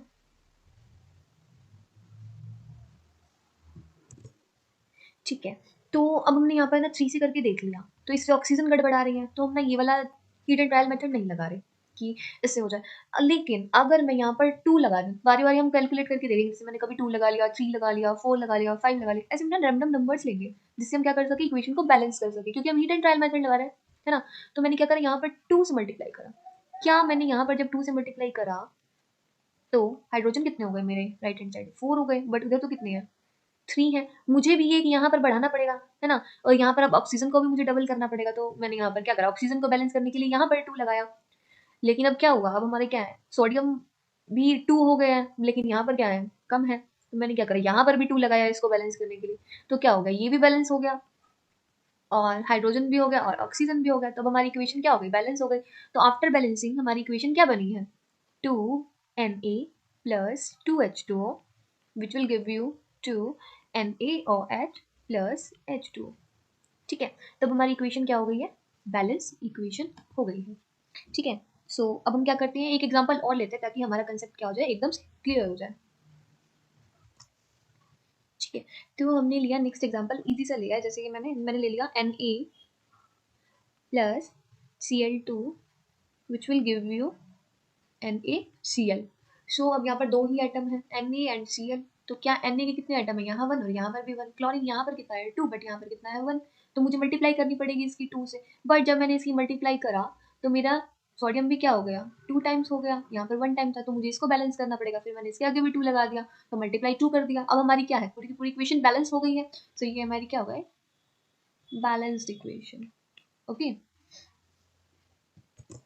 ठीक है, तो अब हम नेक्स्ट एग्जांपल करते हैं। अब थोड़ा सा डिफिकल्ट एग्जांपल लेते हैं। अब मैंने ले लिया जैसे CO2 which react with H2O and gives you C6H12 और 6 प्लस और 2 प्लस H2। ये हमारा इंपॉर्टेंट रिएक्शन है, जिसमें हमारी क्या हो रही है, ग्लूकोज की फॉर्मेशन हो रही है। ठीक है, ये हमारा क्या होता है, ग्लूकोज होता है। फ्रक्टोज का भी हमारा सेम ही फॉर्मूला होता है, बट ना इनकी ओरिएंटेशन में फ़र्क होता है। ये जब आप हायर क्लासेस में जाएंगे तो इनमें क्या होता है, हाइड्रोजन का ना लेफ्ट हैंड और राइट साइड होने का एक डिफरेंस होता है, जिसकी वजह से ग्लूकोज और फ्रक्टोज की फॉर्मेशन होती है। तो ये आप बड़ी क्लासेस में पढ़ लेंगे, अभी इस कंसेप्ट को नहीं बता रही हूँ मैं यहाँ। सो मैंने यहाँ पे ना बैलेंस करने के लिए एटम्स लिख रही हूँ। क्या क्या है हमारे, कार्बन, ऑक्सीजन एंड हाइड्रोजन। तो 3 ही हमारे एटम है। सो और यहाँ पर कार्बन कितने हैं, 1 है, जबकि यहाँ कितने कार्बन है, 6। ऑक्सीजन कितनी है यहाँ पर, 3 है, और जबकि यहाँ कितनी है, 6, 7, 8 और 9 है। हाइड्रोजन यहाँ कितनी है, 2 है, और यहाँ कितनी है, 12, 13 एंड 14 है। ठीक है, सो अब क्या किया जाए, अगर मैं यहाँ पर 6 लगा रही हूँ तो हमारा क्या होएगा, बैलेंस हो जाएगा। ये मैंने यहाँ पर 6 लगाया, ये बैलेंस हो जाना चाहिए। बट इसके साथ साथ हमारी ऑक्सीजन क्या होगी, ऑक्सीजन भी बढ़ गई ना। ऑक्सीजन कितनी हो गई हमारी राइट हैंड साइड, 6 टू 12 और 1 13 हो चुकी है अब हमारी। अब हमें इसे भी बैलेंस करना पड़ेगा। यहाँ तो 9 है, तो अब ऑक्सीजन को बैलेंस करने के लिए हम क्या करेंगे, हम इसकी यहाँ पर मल्टीप्लाई करेंगे 6 से। 6 से मल्टीप्लाई कर दिया, ये तो और ज़्यादा हो गई, क्योंकि यहाँ पर मल्टीप्लाई करेंगे 6 से तो और ज़्यादा हो जाएंगी। 9 इंटू सॉरी 6 टू से कितना हो गया, 12, 6 टू से 12, और यहाँ पर हमारी 6 थी, 6 टू से 12 हो गया, और यहाँ पर हमारी 9 थी ही, और यहाँ पर भी 6 लगा दिया। बट ये बैलेंस तो नहीं। अब देखो, बट हमारे यहाँ पर क्या हो गया, हाइड्रोजन जरूर बैलेंस हो गया। No no no no, hydrogen भी बैलेंस नहीं हुए। हाइड्रोजन को बैलेंस करने के लिए हमें यहाँ पर 6 लगाना पड़ेगा। हमने यहाँ पर भी 6 लगा दिया। अब मुझे लगता है कि सब बैलेंस हो चुका है। देखिए, क्योंकि यहाँ पर क्या है, 12 हाइड्रोजन है, 6 टू 12, और यहाँ पर कितने हाइड्रोजन है, ऑब्वियसली यहाँ पर क्या है 12, बट यहाँ पर क्या है, ओ इसको 12 करना पड़ेगा, 12 टू 24। तो यहाँ पर 12 हाइड्रोजन और यहाँ पर 12 हाइड्रोजन, 24। तो हमारे हाइड्रोजन तो क्या हो गए, बैलेंस हो गए। अब ऑक्सीजन को देखो, 6 टू 12 और 12 12 24, और इस साइड भी हमारे क्या है, 24 है। तो 24 हमारी ऑक्सीजन भी क्या हो गई, बैलेंस हो गई, है ना। और कार्बन हमारे हो ही गए 6 और 6 बैलेंस। तो ओवरऑल हमारी इक्वेशन क्या बनी, 6 CO2 plus 12 H2O, which will give you say 6H12 और 6 plus 6 और 2 plus 6 H2O। सो क्लियर है इक्वेशन आपको, ठीक है। सो अब हम नेक्स्ट इक्वेशन की तरफ मूव करते हैं। ठीक है, तो अब हम इक्वेशन देख पा रहे हैं, ये Zn वाली ये हमारी ऑलरेडी बैलेंस हमने कर लिया है। तो अभी यहाँ पर क्या है, मेथड बता रहा है कि जो ये वाली हमारी रिएक्शन है FeH2O और ये हमें क्या दे रहा है Fe3O4H2, इसको कैसे बैलेंस करेंगे हम। अब देखिए इसने इसने नीचे स्टेप बताए हैं इसके कि सबसे पहले हम लिख लेंगे हमारे जितने भी आइटम है, Fe लिख लिया, हाइड्रोजन लिख लिया, ऑक्सीजन लिख लिया। Fe हमारा रिएक्टेंट साइड कितना है 1 है, जबकि हमारा हाइड्रोजन कितने हैं 2 है, ऑक्सीजन कितना है 1 है। और प्रोडक्ट साइड ये रेशियो हमारी चेंज हो रही है, Fe हमारा 3, ऑक्सीजन हमारे 4, हाइड्रोजन हमारे 2। तो अब हमें क्या करना पड़ेगा, इनिशियली बैलेंस करने के लिए हमें Fe की मल्टीप्लाई करनी पड़ेगी ना रिएक्टेंट साइड। तो हमने क्या करा, Fe की मल्टीप्लाई अगर हम कर रहे हैं तो पहले हमें हाइड्रोजन को बैलेंस करना है। हाइड्रोजन को बैलेंस करने के लिए इसने यहाँ पर क्या करा, पहले यहाँ पर 1 लगा दिया, 1 × 4 बैलेंस करने के लिए, क्योंकि यहाँ से क्या होगा, हमारे ऑक्सीजन बैलेंस हो जाएंगे और हमारे हाइड्रोजन भी बैलेंस हो जाने चाहिए। सो देखो यहाँ पर मैं रिएक्शन लिख रही हूँ, Fe plus H2O which will give you Fe3O4 plus H2O। ठीक है, हमने यहाँ पर क्या करा, 4 लगाया, 4 लगाया, 4 2 ज़ा 8 हाइड्रोजन हो गए हमारे, है ना। बट यहाँ पर कितने हैं, सॉरी यहाँ पर H2 आएगा। तो यहाँ पर क्या आ गया हमारा H2 तो हमारे बैलेंस नहीं हुए, इसको बैलेंस करने के लिए हमें यहाँ पर क्या है 4 लगाना पड़ेगा, यहाँ पर भी लगा दिया। अब हमारे ऑक्सीजन भी 4 है दोनों साइड, यहाँ पर भी और यहाँ पर भी, और बट Fe को बैलेंस करना रहेगा हमारा, यहाँ पर 3 है तो यहाँ पर हम 3 लगा देंगे, तो हमारी इक्वेशन क्या हो जाएगी, बैलेंस हो जाएगी। क्या बन जाएगा 3Fe + 4H2 which will give you Fe3O4 और H2 4H2। देखिए ये इक्वेशन हमारे यहाँ आ जाएगी। अभी ये बैलेंस करके मैंने आपको शॉर्ट में बता दिया, इसको हमें प्रॉपर मेथड से लिखना पड़ेगा। ये इक्वेशन हमारी यहाँ पर बनकर आ गई है। ठीक है, सो अब क्या है, यहाँ पर ये एक और इक्वेशन दे रहा है, ये इक्वेशन हो गई। अब बोल रहा है sometime the reaction condition such as temperature, pressure, catalyst etcetera for a reaction indicated above और below the arrow in the equation. बहुत बार क्या होता है, कोई कैटलिस्टिक टेम्परेचर प्रेशर की कंडीशन लिखी होती है, तो इसका मतलब क्या है, क्या ये रिएक्शन को फास्ट या स्लो करने का काम करता है या इसी कंडीशन पर रिएक्शन होती है। सो ऐसा दोनों ही चीज़ें हमारी पॉसिबल है। अब इसमें प्रेशर की कंडीशन लिखी हुई है कि जब हम CO की, कार्बन मोनोऑक्साइड, CO हमारा क्या होता है, कार्बन मोनोऑक्साइड। तो जनरली ना ऐसा बोलते हैं कि रात को आप ना अंगीठी जलाकर ना रूम में मत सोया कीजिए, बंद रूम में, उससे क्या हो जाती है, साइलेंट डेथ हो जाती है। वो किस वजह से होती है, वो कार्बन मोनोऑक्साइड की वजह से होती है। इतनी जहरीली गैस होती है कि अगर हम रात को अंगारे लगाकर सो गया हमारे रूम में ठंड की वजह से, तो होता क्या है कि जो ये कार्बन मोनोऑक्साइड है ना, ये हमारे रूम में पूरी तरह फैल जाती है और दम घुटने की वजह से हमें फील भी नहीं होगा, इतनी जहरीली गैस है कि ये हमारे लंग्स में जाके हमारी बॉडी को इतना नुकसान पहुंचाता है कि कुछ ही देर में हमारी क्या हो सकती है, इससे डेथ भी हो सकती है कार्बन मोनोऑक्साइड से। तो इसीलिए कहा जाता है कि आपको रात को अंगीठी बंद रूम करके नहीं जलानी चाहिए। ठीक है, तो ये अब हमने इसकी रिएक्शन कार्बन मोनोऑक्साइड की हाइड्रोजन के साथ कराई। 340 एटमॉस्फेरिक प्रेशर, ATM क्या होती है, हमारी प्रेशर की यूनिट होती है, यानी कि एटमॉस्फेयर। ठीक है, तो हमारी क्या रिएक्शन देता है, हमें CH3OH बना देता है, यानी कि ये हमारा क्या बन जाता है, मीथेनॉल बन जाता है। ये हमारा मीथेनॉल है। तो मीथेनॉल वाली गाड़ियां चल रही है ना अभी करंट में, सो ये हमारा मीथेनॉल होता है। इसी से हमारा क्या होता है, अल्कोहलिक जो गाड़ियां होती हैं वो चलती है। नेक्स्ट हमारी इक्वेशन क्या दे रखी है हमें कि 6CO2 + 12H2O, ये जो हमारी जो रिएक्शन मैंने आपको भी बताई है ग्लूकोज वाली, ये वही रिएक्शन है, ये वही बैलेंस करके आपको यहाँ पर दिखा रखी है। ये रिएक्शन हमारी सनलाइट की प्रेजेंस में होती है, सनलाइट और क्लोरोफिल की प्रेजेंस में। ठीक है, तो ये तो यही था। अब हमारा क्वेश्चन आ गया जो कि क्या है, वेरी वेरी इंपॉर्टेंट है ना। तो हमारा फर्स्ट क्वेश्चन है, why should a magnesium ribbon is cleaned before burning in air. हम अभी अभी पढ़कर आए हैं, उस मैग्नीशियम रिबन को हम क्लीन क्यों करते हैं, क्योंकि उस पर क्या होती है, ऑक्साइड की लेयर बन जाती है, मैग्नीशियम ऑक्साइड की लेयर बन जाती है, जिसकी वजह से वो बर्न नहीं होता। तो हम क्या करते हैं, उसको सैंड पेपर से क्या करते हैं, क्लीन करते हैं, है ना। तो हमारा क्या हो जाएगी, रिएक्शन हो जाएगी। नेक्स्ट क्वेश्चन है, right the balanced chemical equation. अब आपको क्या करनी है, बैलेंस करनी है इक्वेशन को। ओ, इसमें क्या देगा आपको, hydrogen H2 plus Cl2 gives hydrochloric acid. ये हमने रिएक्शन लिख दी, हमें हाइड्रोक्लोरिक एसिड मिल गया। ये बोल रहा है इस रिएक्शन को बैलेंस करो। तो इस रिएक्शन को हम कैसे बैलेंस करेंगे, अब हमारे पास क्या है, हाइड्रोजन है और क्लोरीन है।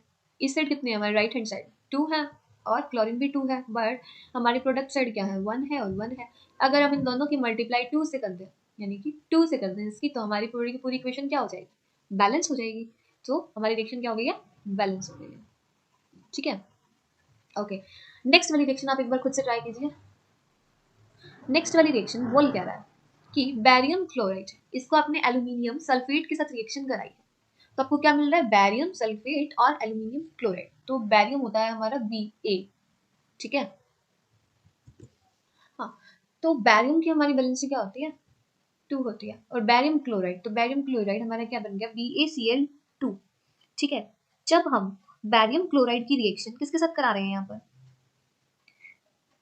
एल्यूमिनियम सल्फेट के साथ, तो एल्यूमिनियम सल्फेट Al2SO4 का थ्राइस, ठीक है। ये कैसे आया, आपको मैं बता देती हूँ, Al2SO4 थ्राइस ही क्यों आया, ये ट्वाइस वगैरह ये सब क्यों नहीं आया, तो एल्यूमिनियम है हमारा और हमारा क्या है SO4। अब SO4 पे चार्ज क्या होता है 2 नेगेटिव, एल्यूमिनियम पे क्या होता है +3, यही हमने क्रॉस कर दिया, ये वैसे 9 का कंसेप्ट है, तो क्या बन गया Al2SO4 का थ्राइस, ठीक है। इन दोनों की जब हमने रिएक्शन कराई तो हमारा क्या बन गया, बैरियम सल्फेट, क्या बन गया, barium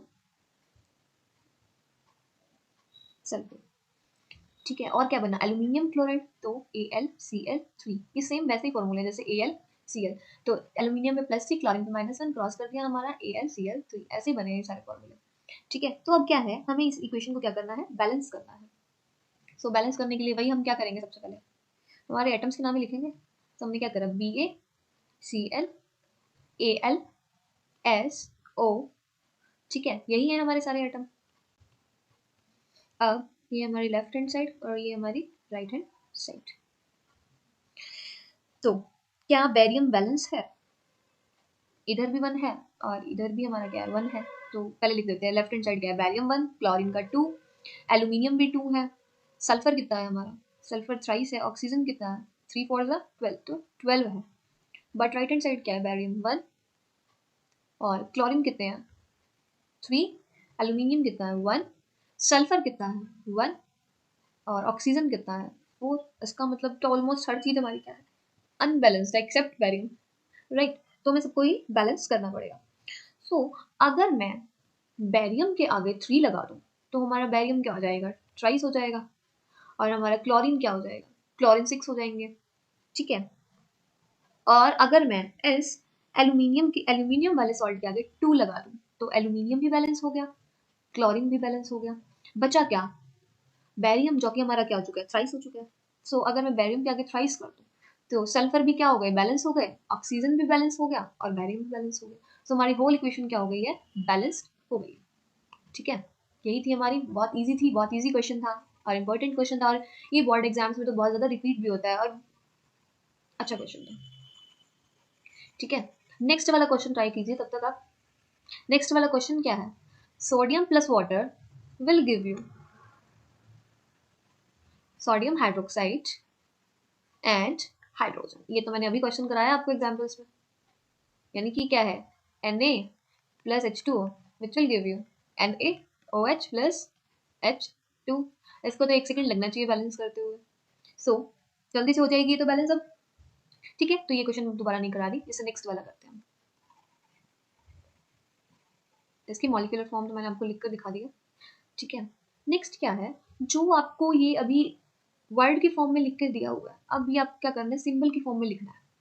solution of barium chloride, आपने क्या लिया, बैरियम क्लोराइड का सॉल्यूशन लिया, ठीक है, and sodium sulphate in water, और सोडियम सल्फेट को लिया और उसकी वाटर के साथ रिएक्शन कराई, जब वो क्या दे रहा है, insoluble barium sulphate and solution of sodium chloride,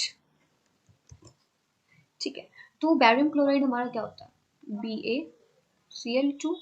अब ये बोल रहा है इसकी रिएक्शन आपने किसके साथ कराई है, सोडियम सल्फेट, वही सोडियम सल्फेट का फॉर्मूला बना लो Na, और सोडियम सल्फेट यानी कि SO4, इस पे क्या है 2 नेगेटिव और इस पे क्या है +1 चार्ज, वही क्रॉस कर दो, क्या बन गया हमारा Na2SO4, ठीक है।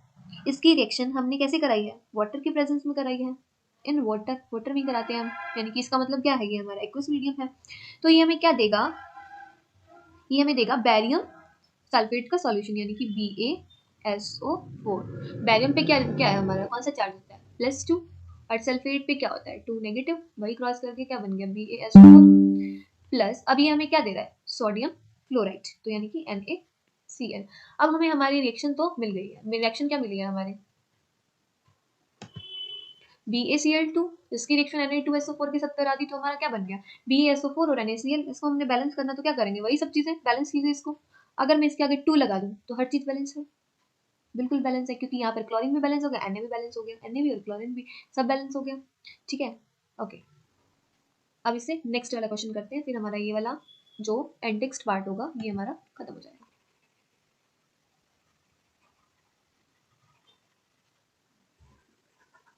ओके ओके, तो हमारा अब नेक्स्ट क्वेश्चन क्या है, सोडियम हाइड्रोक्साइड यानी कि NaOH, ठीक है, solution in water react with hydrochloric acid, ये किसी साथ रिएक्ट कर रहा है, हाइड्रोक्लोरिक एसिड यानी कि HCl के साथ रिएक्ट कर रहा है। ठीक है, टू प्रोड्यूस, आपको क्या दे रहा है, सोडियम क्लोराइड यानी कि NaCl और वाटर प्लस वाटर। इसको आप बैलेंस करके दिखाइए। तो ये तो मुझे ऑलरेडी बैलेंस दिख रही है, यहाँ पर एक Na, यहाँ पर भी एक Na, एक क्लोरीन यानी कि ये भी बैलेंस है, 2 हाइड्रोजन तो ये 2 हाइड्रोजन, एक ऑक्सीजन तो ये एक ऑक्सीजन, तो ये हमारी क्या है, ऑलरेडी ये बैलेंस्ड इक्वेशन है। ठीक है, सो आई होप आपको ये वाले बेसिक सा बिल्कुल अच्छी तरह क्रिस्टल क्लियर हो चुका होगा। ओके, अब हम मूव करते हैं next types of a chemical reaction. कहाँ पर आ गए हैं, types of a chemical reaction, कि हमारे बहुत सारे डिफरेंट डिफरेंट टाइप की क्या होती है केमिकल रिएक्शन होती है। सो हमारी कौन कौन सी है, हमारे चैप्टर में कॉम्बिनेशन है, डिस्प्लेसमेंट है, डिकम्पोजिशन है, डबल डिस्प्लेसमेंट है, एक्सोथर्मिक, एंडोथर्मिक और ऑक्सीडेशन, रिडक्शन, रिडोक्स, बहुत सी रिएक्शन है। तो अब हम इन्हें क्या करने वाले हैं, बारी बारी पढ़ने वाले हैं। सो इसमें क्या लिखा है, chemical reaction involve the breaking and making of a bond between atom to produce new substance, कि बहुत सी ऐसी केमिकल रिएक्शन है जिसमें क्या हो रहा है, हमारा बॉन्ड ब्रेक हो रहा है, बॉन्ड फॉर्मेशन हो रहा है और हमारे क्या हो रहा है, न्यू सब्सटेंस क्या हो रहे हैं, फॉर्म हो रहे हैं। ठीक है, तो सबसे पहले हम पढ़ने वाले हैं क्या, कॉम्बिनेशन रिएक्शन। सो अपने नाम से ही हमें क्या कर रहा है, इंडिकेट कर रहा है यस कि मैं कंबाइंड हो रहा हूँ। अब ये नहीं पता रिएक्शन में कहाँ कंबाइंड हो रहा है, रिएक्टेंट साइड या प्रोडक्ट साइड कंबाइन हो रहा है। ठीक है, सो आप खुद से सोचिए, कंबाइन कॉम्बिनेशन रिएक्शन मतलब इसके रिएक्टेंट कहीं ना कहीं कंबाइन हो रहे हैं और आपको क्या कर रहे हैं, एक प्रोडक्ट दे रहे हैं। ठीक है, जैसे हम यहाँ पर आपको एक एक्टिविटी दी है, take a small amount of calcium oxide, आपने क्या लिया, कैल्शियम ऑक्साइड ले लिया। अब कैल्शियम ऑक्साइड क्या होता है, कैल्शियम और ऑक्सीजन, कैल्शियम पे चार्ज +2, ऑक्सीजन पे -2, क्रॉस कर तो क्या बन गया CA2O2, सिंपलेस्ट फॉर्म में लिखा कैल्शियम ऑक्साइड यानी कि CaO। अब जो CaO होता है ना वो हमारा क्या होता है, क्विक लाइम होता है, क्विक लाइम, ये इसका जनरल फॉर्मूला होता है।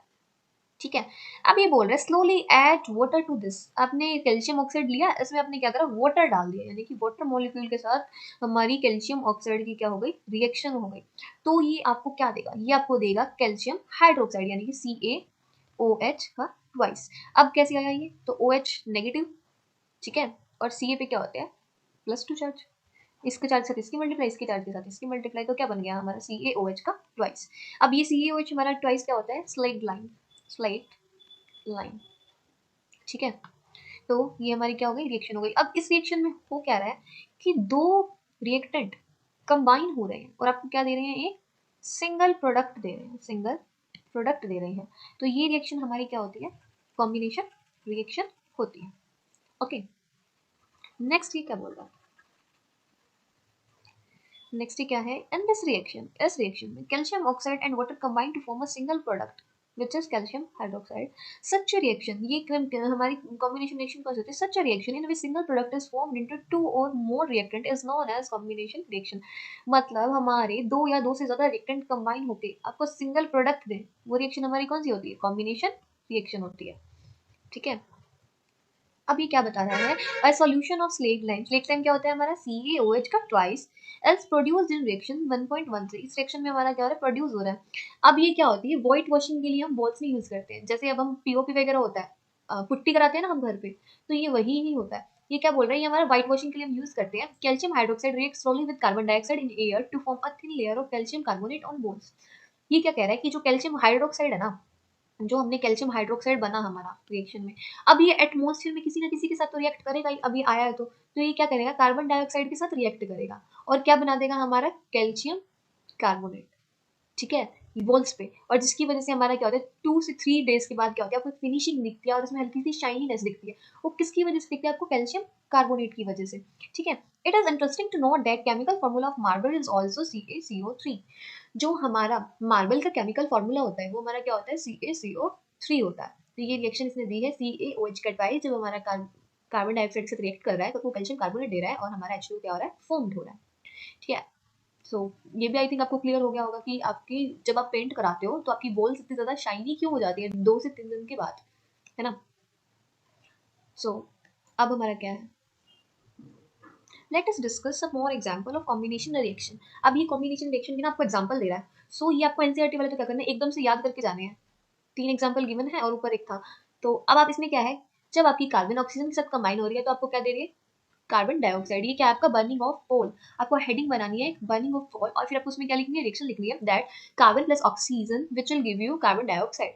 सेकंड क्या है, formation of water from hydrogen and oxygen. तो ये आपको क्या दे रहा है, हाइड्रोजन मॉलिक्यूल की रिएक्शन जब आप ऑक्सीजन के साथ करा तो 2H2 मिला आपको, यानी कि हाइड्रोजन जब आपकी ऑक्सीजन के साथ रिएक्शन करा तो आपको क्या मिला, H2। बैलेंस तो नहीं है तो बैलेंस करने के लिए 2 लगाया तो हाइड्रोजन अनबैलेंस हो गया, हाइड्रोजन को बैलेंस करने के लिए हमने क्या कर दिया, वापस से 2 लगा दिया, है ना। ठीक है, तो अभी क्या बता रहा है, इन एक्टिविटी 1.4 एक्टिविटी में हो क्या रहा है कि that large amount of heat is evolve, कि आपकी बहुत ज्यादा लार्ज अमाउंट में क्या हो रही है, हीट इवॉल्व हो रही है ना। Is evolve this make reaction mixture warm. इससे क्या होता है, आपका रिएक्शन मिक्सचर क्या होता है, बहुत ज्यादा वार्म हो जाता है। जैसे जब आप पानी डालते हो, जब आप पानी डालते हो उस कैल्शियम ऑक्साइड के साल्ट में, यानी कि H2O के साथ जब आप इसकी रिएक्शन करते हो तो होता क्या है, आपकी ना बहुत ज्यादा अमाउंट में हीट बाहर निकलती है। यहाँ पे आपका टेम्परेचर क्या हो जाता है, बहुत ज्यादा वार्म हो जाता है। ठीक है, जिस रिएक्शन में बहुत ज्यादा हीट इवॉल्व हो जाए उस रिएक्शन को हम क्या बोलते हैं, एक्सोथर्मिक रिएक्शन बोलते हैं। एक्सो मतलब इसको आप एग्जिट से याद रख लो, एक्सो यानी कि एग्जिट हो रहा है, किसका एग्जिट हो रहा है, हीट का एग्जिट हो रहा है। ठीक है, ओके, तो हमारा क्या हो रहा है, एग्जिट हो रहा है, हीट इवॉल्व हो रही है हमारी। ठीक है, अब एग्जांपल्स क्या होते हैं एक्सोथर्मिक रिएक्शन के। सो बर्निंग ऑफ नेचुरल गैस, यानी कि नेचुरल गैस हमारी क्या है, मीथेन है। क्या है, मीथेन है। जब हमारी मीथेन ऑक्सीजन के साथ रिएक्ट करती है, एटमॉस्फेरिक ऑक्सीजन के साथ, तो आपको क्या मिलता है, CO2 प्लस H2।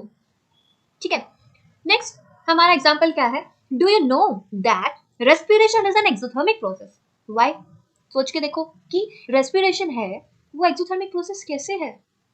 सो इसमें क्या होता है, हीट इवॉल्व होती है। Respiration is a kind of burning fuel. जब हम सांस लेते हैं तो हमारे फूड में जो भी हमारा कार्बोहाइड्रेट प्रेजेंट होती है, फूड में जो भी कार्बोहाइड्रेट होती है वो किस में ब्रेक हो जाती है, हमारी ग्लूकोज में। हम जानते हैं कि हमारा जो कार्बोहाइड्रेट है वो किस में ब्रेक होता है, जो भी खाना हम खाते हैं वो ग्लूकोज में ब्रेक होता है। और ये ग्लूकोज क्या करता है, हमारी बॉडी में ऑक्सीजन के साथ क्या करता है, ऑक्सीजन के साथ हमारा क्या करता है, कंबाइन कर जाता है, जो हमारा सेल्स के अंदर प्रेजेंट होती है और हमें क्या देता है, एनर्जी देता है। जिस एनर्जी को हम सांस लेते वक्त छोड़ते हैं और उस एनर्जी को हम क्या बोलते हैं, एक्सोथर्मिक रिएक्शन, क्योंकि उसमें क्या हो गई, हमारी हीट क्या हो गई, इवॉल्व हो गई। तो ये हमारी क्या, कौन सी रिएक्शन हो गई, एक्सोथर्मिक रिएक्शन हो गई।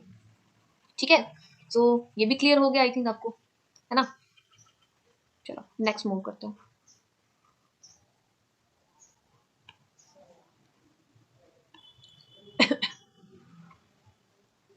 क्या बोल रहा है, we all know that we need energy to stay alive. हमें क्या है, एनर्जी चाहिए होती है जीवित रहने के लिए। We get this energy from food we eat. और ये एनर्जी हमें किससे मिलती है, ऑब्वियसली फूड से ही मिलती है ना। तो ये क्या बोल रहा है, during digestion food is broken into simpler substance. जैसे कि हमारे राइस पोटैटो, इनमें क्या होती है, कार्बोहाइड्रेट, और ये किसमें टूट जाती है, ग्लूकोज में टूट जाती है। और ये ग्लूकोज किससे, हमारी बॉडी में जो हमारी ऑक्सीजन प्रेजेंट होती है सेल्स के अंदर, इसके साथ कंबाइन कर जाता है और हमें क्या देता है, एनर्जी देता है। और इस रिएक्शन को हम क्या बोलते हैं, respiration, the process which you studied in chapter 6। Okay, ये इसकी रिएक्शन है, क्लोरोफिल वाली, वही वाली जो हम पढ़ के आए थे, बस रिवर्स रिएक्शन दे रखी है। क्यों, क्योंकि ग्लूकोज ब्रेक हो रहा है ना, इसमें ऑक्सीजन के साथ रिएक्ट कर रहा है, तो हमें क्या दे रहा है, carbon dioxide and H2O। H2O तो हमारा लिक्विड फॉर्म में बॉडी में ही रह गया और ये हमारा एक्वस फॉर्म में हो गया। ठीक है, अभी क्या बोल रहा है कि the decomposition of vegetable matter into composed of an is also an example of exothermic reaction. अब आप 10 मिनट में कई बार क्या करते हैं कि सब्जियों के छिलके फेंक देते हैं, राइट। और अगर उसको कई दिन तक पड़ा रहे तो उसमें से क्या होती है, स्मेल आनी स्टार्ट हो जाती है। और वहां पर क्या होती है, बहुत ज्यादा हमारी क्या हो जाती है, हीट हो जाती है इकट्ठी। हीट इन द सेंस वहां पर गर्मी गर्मी सी पैदा हो जाती है। कैसे, सपोज जब बहुत सारा कूड़ा एक जगह पर इकट्ठा कर देते हो तो वहां पर क्या होता है, आस पास से कोई जाना पसंद नहीं करता और अलग से क्या होती है, वहां पर हीट सी फील होती है आपको। वो हीट कहाँ से आती है, वो मैटर क्या होगा, कंपोज हो चुका है, खराब हो चुका है, डिकम्पोज हो चुका है वो, और वहां से हीट इवॉल्व हो रही है, इसलिए वो भी हमारी क्या है, एक एक्सोथर्मिक रिएक्शन है।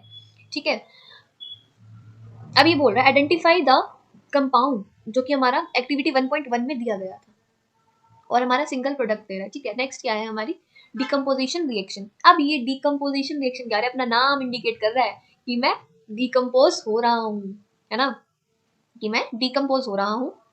तो इसमें पहले तो एक एक्टिविटी दे रखी है, मतलब क्या है इसका कि एक सिंगल कंपाउंड है जो कि और प्रोडक्ट में क्या हो रहा है, ब्रेक डाउन हो रहा है ना। ये बोल रहा है take about 2 gram ferrous sulphate. आपने क्या लेना है, फेरस सल्फेट लेना है, यानी कि FeSO4 लेना है, ठीक है। और इसको आपने क्या करना है, इसका कलर नोट करना है पहले तो, ठीक है जी, हमने इसका कलर नोट कर लिया। अभी बोल रहे हैं heat the boiling tube over the flame. ये है बॉइलिंग ट्यूब, इसको टेस्ट ट्यूब भी बहुत बार बोलते हैं, बट थोड़ा सा डिफरेंस होता है बॉइलिंग ट्यूब और टेस्ट ट्यूब में। ये बोल रहा है इसको हीट करो, ठीक है जी, हमने हीट कर दिया। अब ये बोल रहा है हीट करने के बाद इसको क्या करो, आप बर्नर पर लेके जाओ और इसे गर्म करो। हीट कर रहे हैं मतलब observe the colour of the crystal after heating. आपने इसका कलर बताना है कि क्या होगा। लैब में होता है जनरली एक्सपेरिमेंट, है ना। सो जब हमने इसको हीट करा तो ये रिएक्ट करा तो इसने क्या बनाया, Fe2O3 प्लस सल्फर डाइऑक्साइड हमारी क्या हो गई, रिलीज हो गई, और सल्फर ट्राइऑक्साइड भी हमारी क्या हो गई, रिलीज हो गई। अब ये क्या बता रहा है कि have you notice that green colour of the ferric sulphate crystal has change, यानी कि इसका हमारा स्टार्टिंग में कौन सा कलर था, ग्रीन कलर था, वो हमारा चेंज हो गया। और इसकी जो स्मेल थी यानी कि ऑर्डर थी बर्निंग सल्फर की, वो भी क्या चेंज हुई, यस ऑब्वियसली चेंज हुई। कैसे, इन this reaction you observe that single reactant, जो कि हमारा सिंगल रिएक्टेंट था, वो किसमें ब्रेक डाउन हो गया, सिंपलर प्रोडक्ट में ब्रेक डाउन हो गया। और इसी रिएक्शन को हम क्या बोलते हैं, डिकम्पोजिशन रिएक्शन। यहां से यहां तक। Ferrous sulphate crystal loss water when heated and the colour crystal changes. इसका कलर क्या हो गया, चेंज हो गया। और हमारी क्या है, SO2 और SO3 गैस हमारी क्या होगी, रिलीज आउट हो गई, और हमारा बच क्या गया, फेरिक ऑक्साइड यानी कि Fe2O3 हमारा रिएक्शन में बच गया। Then decompose into ferric oxide, यही चीज लिखी हुई है, ठीक है। अब क्या करें, अब हमने एक एग्जांपल और लेना है इसका, एक, क्योंकि एक एग्जांपल से तो काम नहीं चलेगा, है ना। पेपर में जब आप लिख के आओगे, जितनी रिएक्शन लिखोगे उतने ही आपको क्या मिलेंगे, मार्क्स मिलेंगे।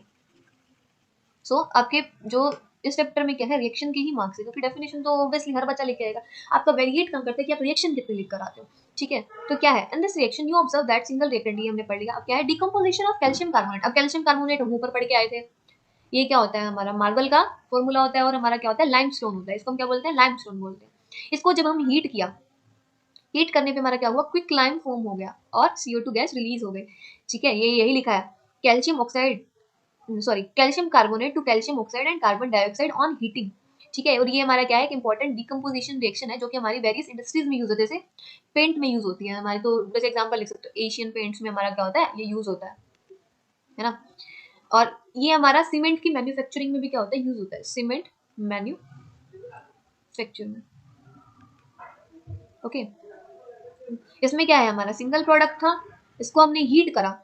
एक ना हीट का मतलब होता है थर्मल, थर्मल, थर्मल मतलब क्या होता है, हीट।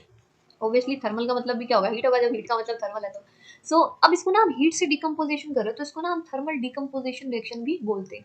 मतलब अगर आपने हीट से किसी भी कंपाउंड को डिकम्पोज किया, यानी कि जो सिंगल प्रोडक्ट था वो आपका ब्रेक डाउन होके एक से ज्यादा कंपाउंड में गया, तो हमारा क्या होगा, उस रिएक्शन को हम थर्मल डिकम्पोजिशन बोलेंगे, okay. Another example of thermal decomposition reaction is activity 1.6। तो 1.6 क्या इन्होंने एक्टिविटी दी है, जो कि हमारी किसकी, थर्मल डिकम्पोजिशन की है। हमने क्या लिया, लेड नाइट्रेट का पाउडर लिया और इसको हमने बॉइलिंग ट्यूब में रखा, और इसको हमने टंग से पकड़ लिया, है ना। You will observe that emission of brown fumes, की जो हमारी ब्राउन फ्यूम्स क्या होंगी, वो बाहर आएंगी। और ये फ्यूम्स हमारी किस चीज की होती है, नाइट्रोजन डाइऑक्साइड की, ठीक है। ये बता रिएक्शन क्या है, ये हमारा लेड नाइट्रेट होता है, PbNO3, ठीक है। Pb में +2 चार्ज होता है, और NO3 पे -1, वही मल्टीप्लाई कर दी तो क्या बन गया, PbNO3 का क्या हो गया, हमारा ट्वाइस हो गया। इसको हमने क्या करा, हीट करा, हीट करने पे हमारा क्या बन गया, लेड ऑक्साइड बन गया, और हमारा क्या हो गया, नाइट्रोजन डाइऑक्साइड और ऑक्सीजन गैस हमारी क्या हो गई, रिलीज आउट हो गई। अगर ना एक सिंपल सी ट्रिक ये भी है, क्या कि जो हमारी O2 आ जाता है अगर किसी कंपाउंड के पीछे, जैसे NO2 तो नाइट्रोजन डाइऑक्साइड, SO2 या तो यानी कि सल्फर डाइऑक्साइड। अब मैंने पूछा CO2 तो कार्बन डाइऑक्साइड, तो O2 का मतलब क्या है, डाइऑक्साइड, ठीक है। अगर O3 आ जाए तो ट्राइऑक्साइड, जैसे मैंने लिख दिया SO3 तो सल्फर ट्राइऑक्साइड। छोटी सी चीजें हैं, बहुत काम आती हैं, आगे तक भी इससे आपका बेस क्लियर हो जाएगा जैसे मैं पढ़ा रही हूँ, है ना। तो ये समझ आ गया होगा आपको। तो ये हमारा क्या हो गई, रिएक्शन हो गई इसकी। ये बोल रहा है कि अब एक आधी रिएक्शन हम और भी पढ़ लेते हैं जब यहाँ तक पहुंच गया तो, right. Let us perform some more decomposition reaction as given in the activity 1.7 and 1.8। अब आपको दो एक्टिविटी दी गई है, आपको क्या लेना है, एक प्लास्टिक का मग लेना है, drill 2 holes at its base and rubber stopper in these holes. आपको क्या करना है, रबर स्टॉपर्स लगा देना यहाँ पर, और ये हमने क्या कर दिया, रबर के स्टॉपर लगा दिए, ठीक है। और इनको ना एक 6 वोल्ट की इलेक्ट्रोड के साथ क्या करना है, कनेक्ट करना है। अब इलेक्ट्रोड जब हम पढ़ रहे हैं तो हमें पता होना चाहिए कि इलेक्ट्रोड क्या होती है। इलेक्ट्रोड हमारी ना दो टाइप की होती है, एक तो हमारी क्या होती है, कैथोड, एक होती है हमारी anode.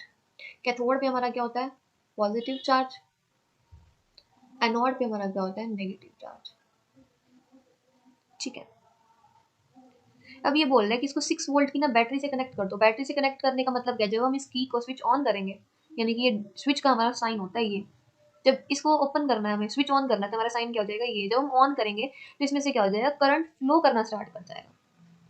Fill the mug with water such that the electrode are immersed. Add a few drop of dilute sulfuric acid to water. हमने क्या करना है, वाटर में H2SO4 का थोड़ी सी ड्रॉप्स ऐड करनी है।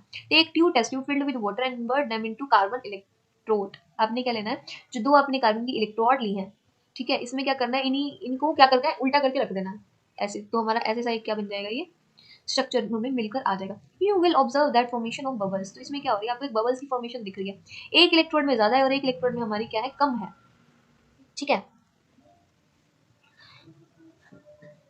ये क्या कर रहा है, बबल क्या कर रहा है, वाटर को डिस्प्लेस कर रहा है टेस्ट ट्यूब के अंदर, और जो हमारी वॉल्यूम गैस की कनेक्ट हुई है दोनों टेस्ट ट्यूब में, ये देखो वो डिफरेंट है, राइट। इसमें वाटर का कंटेंट ज्यादा है, इसमें वाटर का कंटेंट कम है, ठीक है। When the test tube are filled with respective gas, remove them carefully. जब ये टेस्ट ट्यूब क्या हो जाएंगे, अपनी गैसेस से फिल हो जाएंगे, तो इनको ना हमने धीरे धीरे रिमूव कर देना है, और एक बर्निंग कैंडल यानी कि जली हुई कैंडल इनके पास लेकर आएंगे टेस्ट ट्यूब के माउथ पे। तो क्या होगा हर एक केस में, क्या ये बबल बढ़ेंगे, क्या ये बबल घटेंगे, या कोई और रिएक्शन हो जाएगी, या ये फट जाएगा, कुछ भी हो सकता है ना।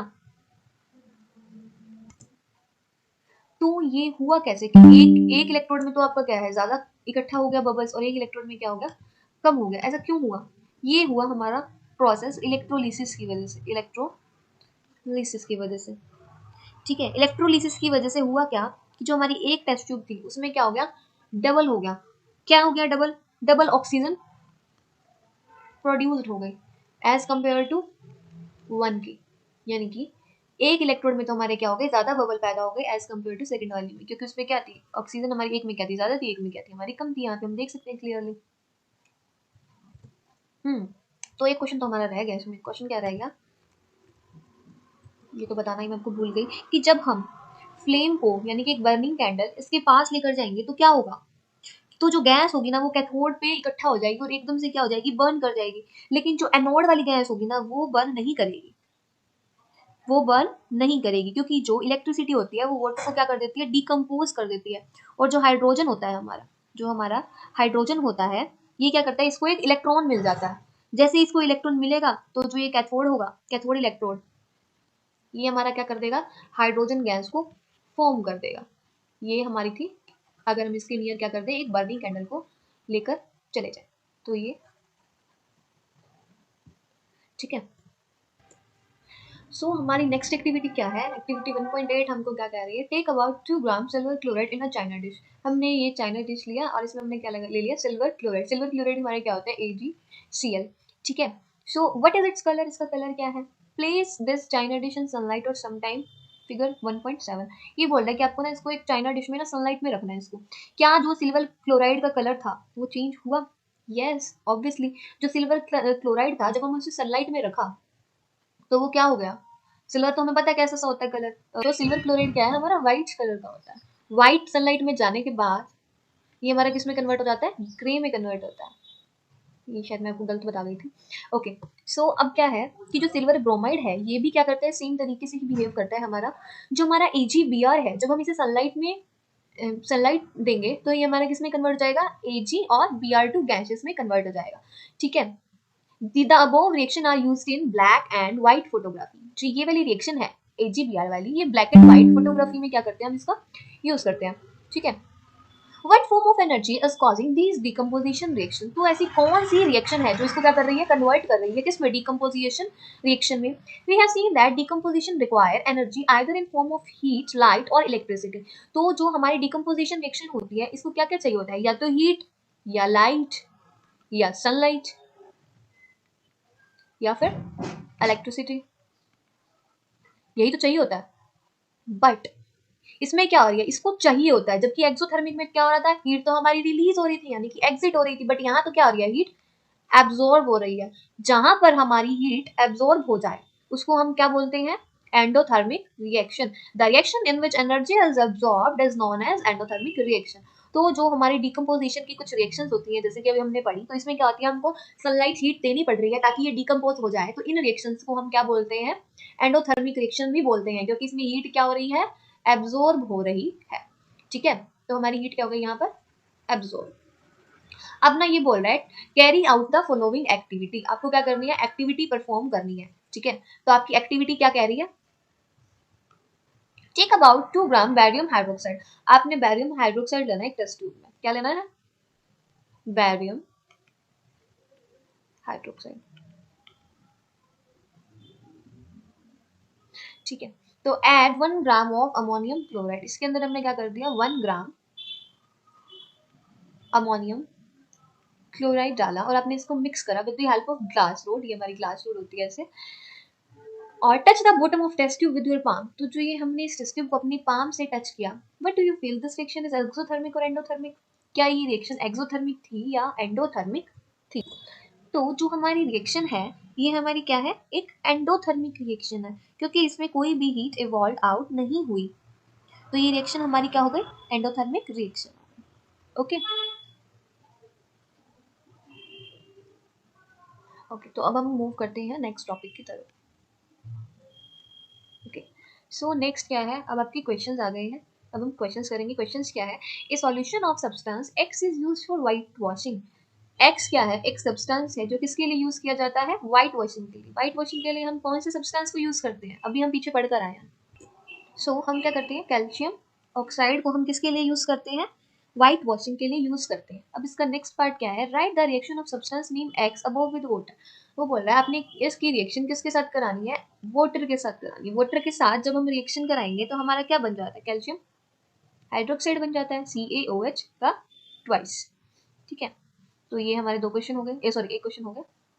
नेक्स्ट क्या है, why is the amount of gas collected in one of the test tube in activity 1.7 is double of amount collected in the other। वो जो हमने इलेक्ट्रोलिसिस वाली करी थी एक्टिविटी, 2 इलेक्ट्रोड थी ऐसे करके, ऐसे कुछ बना हुआ था सिस्टम, यहाँ पे स्टॉपर लगे हुए थे, मैंने आपको बताया था।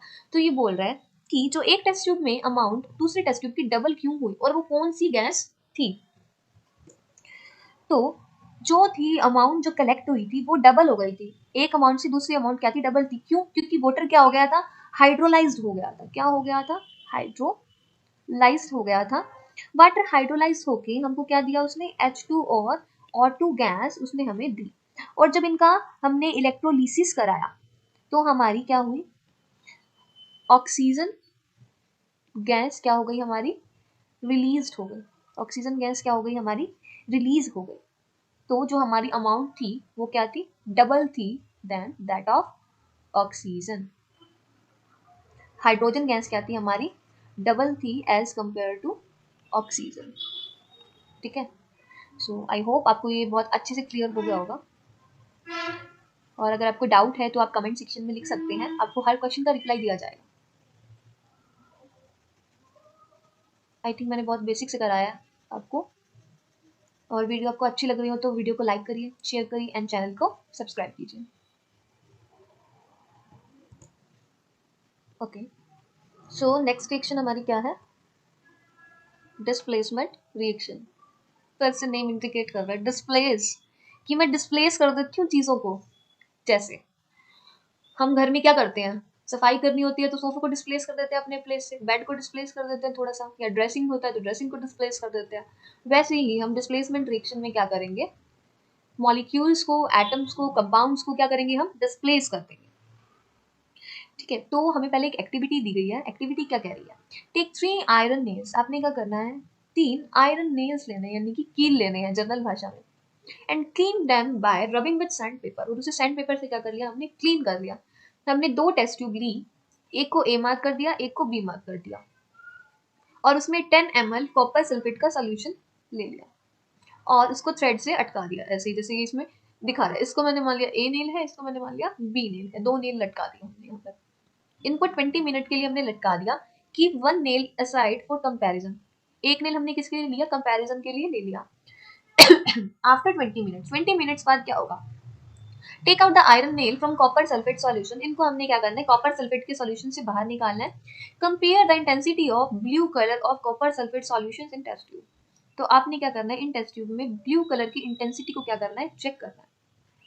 Also compare the color of iron nails dipped in copper sulfate solution with the one kept aside, और हमने कलर को क्या करना है, आयरन नेल के कलर को उसको क्या करना है, कंपेयर करना है कि दोनों में आपको क्या डिफरेंस नजर आया।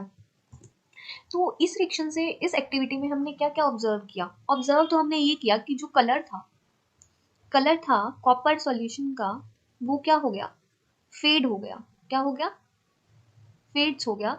और जो नेल था हमारा आयरन का जो नेल था वो क्या हो गया हमारा, ब्राउन एंड कलर, वो हमारा ब्राउन कलर का हो गया।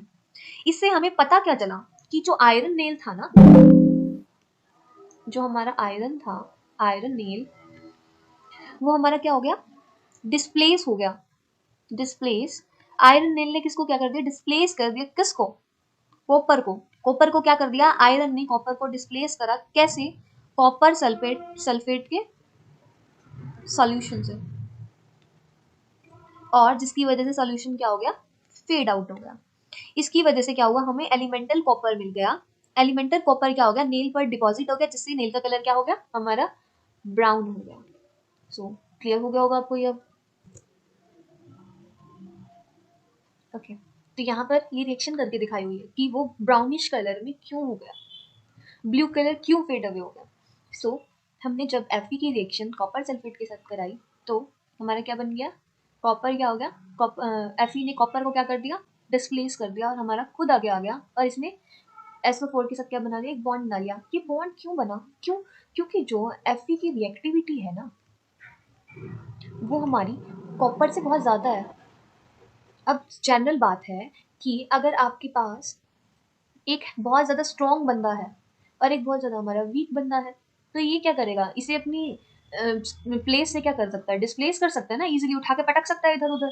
तो वैसे क्या करा, वैसी Fe क्या है हमारा, ये स्ट्रॉन्ग बंदा है, और कॉपर क्या है हमारा, ये वीक बंदा है। तो इस स्ट्रॉन्ग बंदे ने इस कॉपर वाले वीक बंदे को उठा के पटक दिया उधर, और कॉपर क्या आ गया, अपनी एलिमेंटल फॉर्म में आ गया, और Fe क्या आ गया हमारा, सल्फेट के साथ क्या कर गया, रिएक्ट कर गया।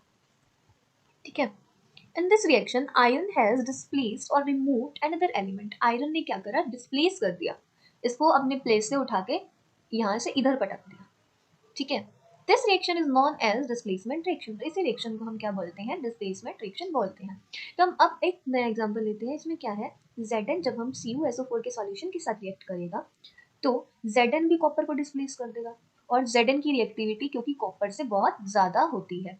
अब मुझे कैसे पता चलेगा किसकी रिएक्टिविटी ज़्यादा है और किसकी रिएक्टिविटी कम है, ये तो मैं नहीं बता सकती, बट हमारे पास एक रिएक्टिविटी सीरीज होती है जिसकी हेल्प से हम ये बता सकते हैं कि रिएक्टिविटी हमारी किसकी ज़्यादा है। तो अभी मैं आपको एक रिएक्टिविटी सीरीज बताती हूँ। ओके, तो हमारी रिएक्टिविटी सीरीज क्या है, रिएक्टिविटी सीरीज क्या है, एक मेटल्स और नॉन मेटल, सॉरी मेटल्स की क्या है, हमारी एक सीरीज है जो ये बताती है कि कौन सा मेटल की रिएक्टिविटी ज़्यादा है, कौन से मेटल की रिएक्टिविटी हमारी कम है। ठीक है। सो हमारी जो क्लास 10th के लिए यूज़ होती है वो रिएक्टिविटी सीरीज है। तो हमारे सीरीज में सबसे पहला एलिमेंट आता है हमारा पोटेशियम। पोटेशियम की जो रिएक्टिविटी है वो बहुत ज़्यादा हायर है। इसके बाद हमारा क्या आता है, सोडियम। देन हमारा क्या आता है, कैल्शियम। देन हमारा क्या है, मैग्नीशियम। मैग्नीशियम फिर हमारा क्या है, एल्यूमिनियम। ठीक है। देन हमारा क्या है, जिंक, आयरन, टिन, लेड, और फिर हमारा क्या आता है, हाइड्रोजन। देन हमारा क्या आता है, कॉपर, मर्क्यूरी, उसके बाद हमारा क्या है सिल्वर, और फिर हमारा क्या है गोल्ड। गोल्ड हमारा क्या है लीस्ट रिएक्टिव है। जो लास्ट वाले ये है ना हमारे, ये हमारे क्या है लीस्ट रिएक्टिव। जैसे जैसे हम ऊपर बढ़ते जाएंगे हमारी रिएक्टिविटी क्या होती जाएगी, इंक्रीज होती जाएगी, और जैसे जैसे हम नीचे जाते जाएंगे हमारी रिएक्टिविटी क्या हो रही है, डिक्रीज। ठीक है, तो ये हमारी क्या है रिएक्टिविटी सीरीज। इससे हम ये बता सकते हैं कि किस मेटल की रिएक्टिविटी कितनी है। अब हमें कैसे पता चला कि आयरन की ज्यादा या कॉपर की, तो आयरन ऊपर आ रहा है और कॉपर हमारा नीचे आ रहा है, तो कॉपर की रिएक्टिविटी कम है और आयरन की रिएक्टिविटी ज्यादा है। अब मैं पूछूं कि जिंक की रिएक्टिविटी ज्यादा है या आयरन की, तो ऑब्वियसली जिंक ऊपर है तो जिंक की रिएक्टिविटी क्या है हमारी ज्यादा है। तो आई होप आपको ये कंसेप्ट अब अच्छे से क्लियर हो गया होगा कि हम कैसे रिएक्टिविटी चेक करते हैं। वैसे ही अब जिंक है और कॉपर है तो जिंक की रिएक्टिविटी तो आयरन से भी ज्यादा होती है ना। कैसे, ये देखो जिंक की रिएक्टिविटी आयरन से ज्यादा है, तो जब आयरन ही कॉपर को डिस्प्लेस करा था तो जिंक तो करेगा ही करेगा, तो इसने भी क्या करा कॉपर को डिस्प्लेस कर दिया और सल्फेट के साथ रिएक्शन कर ली। ऐसे ही हमारा क्या होता है लेड ले लिया हमने और कॉपर क्लोराइड ले लिया, जब इन दोनों की रिएक्शन करेंगे तो लेड भी हमारा क्या होता है ज्यादा रिएक्टिव होता है, तो ये हमारी क्या हो गई रिएक्शन हो गई और कॉपर क्लोराइड हमारा बन गया। अब ऐसी कौन सी रिएक्शन है जिसमें हमारा रिएक्ट ही ना करे, मतलब अगर मोस्ट रिएक्टिव है, जैसे मैंने ले लिया कि FeSO4 है और मैंने जब इसकी रिएक्शन कॉपर के साथ कराई, तो जनरली बच्चे क्या करते हैं इसकी रिएक्शन CuSO4 और Fe लिख देते हैं, तो वो रिएक्शन क्या होती है हमारी गलत हो जाती है। क्यों हुआ ऐसा, क्योंकि कॉपर तो क्या है हमारा आयरन से कम रिएक्टिव है, तो ये रिएक्शन ही नहीं देगा, हमारी नो रिएक्शन। क्लियर हुआ ये कंसेप्ट अब। और जो ये रिएक्टिविटी सीरीज है क्लास 10 के पेपर में लगभग 3 मार्क्स की पेपर में CBSE में पूछी जाती है, और बहुत बार ओलंपियाड वगैरह से अगर आपका स्कूल रजिस्टर है तो ओलंपियाड के एग्जाम्स में भी क्या होती है ये रिएक्शन जनरली पूछ ली जाती है। नेक्स्ट अब हमें क्या है एक एक्टिविटी गिवन है। ओके इससे पहले क्या है आपकी डबल डिस्प्लेसमेंट रिएक्शन आ गई है। सो डबल डिस्प्लेसमेंट रिएक्शन क्या कहती है, डबल डिस्प्लेसमेंट कि मैं डबल बार डिस्प्लेस करूंगी, एक को डिस्प्लेस नहीं करूंगी, मैं दो को डिस्प्लेस करूंगी, दो या दो से ज्यादा को डिस्प्लेस करूंगी। ठीक है, तो ये क्या बोल रहा है आपने पहले ये एक्टिविटी परफॉर्म करनी है। एक्टिविटी क्या कहती है take about 3 ml of sodium sulphate का सोल्यूशन। हमने क्या करना है एक टेस्ट ट्यूब लेनी है, इसमें क्या है सोडियम सल्फेट का सोल्यूशन लेना है, ये ले लिया। और दूसरी में हमने क्या करना है बैरियम क्लोराइड का सोल्यूशन लेना है, वो भी ले लिया हमने। वो बोल रहा है कि इन दोनों सोल्यूशन को क्या कर दो मिक्स कर दो। ठीक है, हमने मिक्स कर दिया। तो वो बोल रहा है आपने क्या ऑब्जर्व किया इस एक्टिविटी से, हम इसमें क्या ऑब्जर्व करेंगे कि जो इंसोल्यूबल व्हाइट सब्सटेंस था ना वो फॉर्म हो जाएगा। ऐसा सब्सटेंस फॉर्म होएगा कि जो सेटल डाउन हो जाएगा। जैसे हम पानी में अगर सॉइल को मिक्स कर देते हैं तो हमारा क्या है सॉइल हमारे नीचे सेटल डाउन हो जाती है और वो मिक्स नहीं होती पानी के अंदर, वैसे ही हमारा क्या हो जाएगा इनसॉल्यूबल एक व्हाइट कलर का सब्सटेंस होगा, व्हाइट सब्सटेंस होगा जो कि हमारा क्या हो जाएगा फॉर्म हो जाएगा। जब हमारा सोडियम सल्फेट बैरियम क्लोराइड के साथ रिएक्शन करेगा तो ये हमें डबल डिस्प्लेसमेंट रिएक्शन देगा। कैसे, ये Ba तो इसके पास आ गया सल्फेट के पास, और जो हमारा Na था वो हमारा किसके पास चला गया क्लोरीन के पास चला गया, तो ये दो बार डिस्प्लेस हो गया ना अपने प्लेस से। तो जब हमारा आयंस का एक्सचेंज होगा तो जो था व्हाइट कलर का हमारा सब्सटेंस फॉर्म हो जाएगा, और वो व्हाइट कलर का सब्सटेंस क्या होगा हमारा सोडियम क्लोराइड, और ये हमारा क्या हो जाएगा नीचे पानी में सेटल डाउन हो जाएगा। सॉरी व्हाइट सब्सटेंस हमारा किसका होगा बैरियम सल्फेट का हो जाएगा, और हमारा NaCl क्या हो जाएगा फॉर्म हो जाएगा सॉल्यूशन के अंदर। सो इससे आपको पता क्या चला, इससे आपको ये पता चला कि जो व्हाइट सब्सटेंस है ना व्हाइट सब्सटेंस वो हमारी क्या थे प्रेसिपिटेट थे। अब ये प्रेसिपिटेट क्या है, जब आपका कोई भी किसी भी रिएक्शन में जब आपके रिएक्शन में जो भी सॉलिड सब्सटेंस सेटल डाउन हो जाता है, सॉलिड सब्सटेंस जब हमारा सेटल हो जाता है तो उसको हम क्या बोलते हैं प्रेसिपिटेट, इसको जनरली PPT भी बोलते हैं हम। ठीक है, और जिस रिएक्शन में हमारे PPT फॉर्म हो जाए उस रिएक्शन को हम क्या बोलते हैं प्रेसिपिटेशन रिएक्शन बोलते हैं।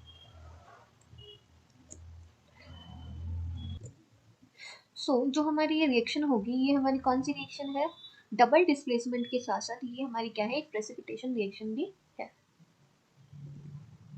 अभी बोल रहा है what causes this the white PPT of BaSO4 is formed by reaction of SO4 and Ba+2 ions.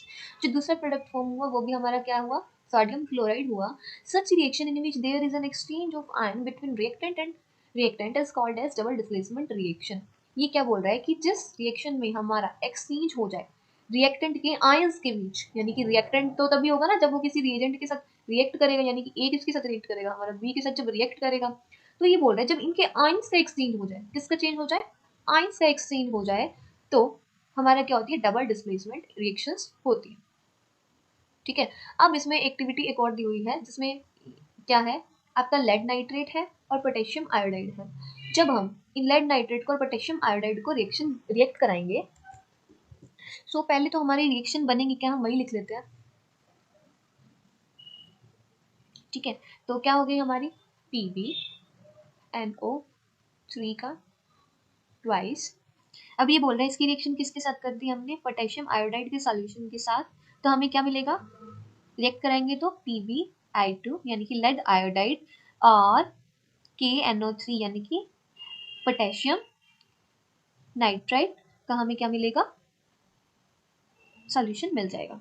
ठीक है, तो ये बोल रहा है जब आपने मिक्स करा इनको तो आपको क्या ऑब्जर्वेशन मिली, जब हमने इसको मिक्स करा तो हमको क्या मिला, एक येलो कलर के पीपीटी मिले, हमें येलो कलर के पीपीटी हमको जनरली देखने को मिले। ठीक है, वैसे तो जो हमारा लेड नाइट्रेट है ये भी क्या है, कलरलेस है, कलरलेस है, और जो हमारा KI का सॉल्यूशन है ये भी क्या है, हमारा कलरलेस है, बहुत क्या है, कलरलेस है। लेकिन जब ये आपस में रिएक्ट कर रहे हैं तो हमें क्या मिल रहा है, येलो कलर के पीपीटी मिल रहे हैं देखने को, जो कि हमारे क्या हो जाते हैं, बॉटम में सेटल डाउन हो जाते हैं, पीपीटी जनरली बॉटम में सेटल डाउन हो जाते हैं। ओके, सो अब नेक्स्ट हमारा क्या है, oxidation and reduction reaction. Okay, तो अब ये ऑक्सीडेशन और रिडक्शन होता क्या है, क्या पढ़ रहे हैं हम, ऑक्सीडेशन और हमारा क्या है, रिडक्शन। ठीक है, ऑक्सीडेशन में तो क्या होता है, लॉस हो जाता है, लॉस ऑफ इलेक्ट्रॉन। ठीक है, लॉस ऑफ इलेक्ट्रॉन किसी भी एटम से, मॉलिक्यूल से या आयन से, और रिडक्शन में क्या होता है, गेन ऑफ इलेक्ट्रॉन किसी भी मॉलिक्यूल से, एटम से, किसी भी आयन से। ठीक है, और हम इसको क्या बोल सकते हैं, लॉस बोला है तो रिलीज भी बोल सकते हैं, यानी कि अपना इलेक्ट्रॉन दे रहा हो वो अपनी सराउंडिंग में, रिलीज ऑफ इलेक्ट्रॉन। और इसमें क्या होता है, obtain electron from surrounding, right. और हम जनरल लैंग्वेज में ऑक्सीडेशन को क्या बोलते हैं, कि gain of oxygen, generally gain देखा जाता है ऑक्सीजन का, और इसमें क्या हो जाता है, लॉस ऑफ हाइड्रोजन। ठीक है, और इससे क्या हो जाता है, किसी भी केमिकल स्पीसीज पे चार्ज क्या हो जाता है, इंक्रीज कर जाता है, जबकि इसमें क्या हो जाता है, इसमें तो पॉजिटिव चार्ज का इंक्रीज होता है, जबकि रिडक्शन में क्या होता है, चार्ज तो इसमें भी इंक्रीज होगा, चार्ज इंक्रीज होगा किसका, नेगेटिव चार्ज का, हमारा क्या हो जाता है, इंक्रीज हो जाता है। ठीक है, अब हम देखते हैं बुक में से। तो इसमें क्या है कि एक्टिविटी दी है आपको, heat a china dish containing about 1 gram of copper powder. इसके अंदर क्या है, 1 ग्राम क्या है, कॉपर का पाउडर है। तो इसमें अब एक्टिविटी में क्या कह रहा है कि जो क्या बता रही है ये एक्टिविटी हमको, कि जो हमारा कॉपर पाउडर है जब हम इसको हीट करेंगे तो ये क्या होगा, कि ऑक्सीजन के साथ रिएक्ट कर जाएगी, ऑक्सीजन के साथ रिएक्ट करेगी और कॉपर ऑक्साइड बना देगी। कॉपर ऑक्साइड क्या होता है, हमारा ब्लैक इन कलर, तो हमें ब्लैक कलर का सब्सटेंस देखने को मिलेगा, जो कि किसकी वजह से प्रोड्यूस होगा, इसके ऑक्सीडेशन की वजह से। क्यों, ऑक्सीजन ऐड हो रहा है, गेन ऑफ इलेक्ट्रॉन हो रहा है, राइट। नेक्स्ट आगे चलते हैं, ये बोल रहा है if hydrogen gas is passed over heated material copper oxide, अगर हम कॉपर ऑक्साइड की रिएक्शन हाइड्रोजन के साथ करा देते हैं तो जो black coating on surface turn brown and reverse reaction take place. तो जो ब्लैक था ना वापस से वो किस में कन्वर्ट हो गया, ब्राउन कलर में कन्वर्ट हो गया। ये ब्लैक कलर जो सब्सटेंस फॉर्म हुआ वापस से किस में कन्वर्ट हो गया, ब्राउन कलर के सब्सटेंस में कन्वर्ट होगा, और एक हमारी क्या हो गई, रिवर्स रिएक्शन हमको देखने को मिल गई, और कॉपर क्या हो गया, हमें वापस से ऑब्टेन हो गया यहाँ से। ठीक है, if a substance gain oxygen during the reaction, अगर ऑक्सीजन को गेन करता है तो क्या है, ऑक्सीडाइज बोलेंगे हम उसको। और अगर ऑक्सीजन को लॉस कर देता है, जैसे कि यहाँ पर हुआ, इसने ऑक्सीजन को क्या कर दिया, लॉस कर दिया, तो it is said to be a reduced reaction. तो ये वाली हमारी क्या है, रिड्यूस्ड रिएक्शन है, ये वाली हमारी क्या है, ऑक्सीडाइज्ड रिएक्शन है, राइट।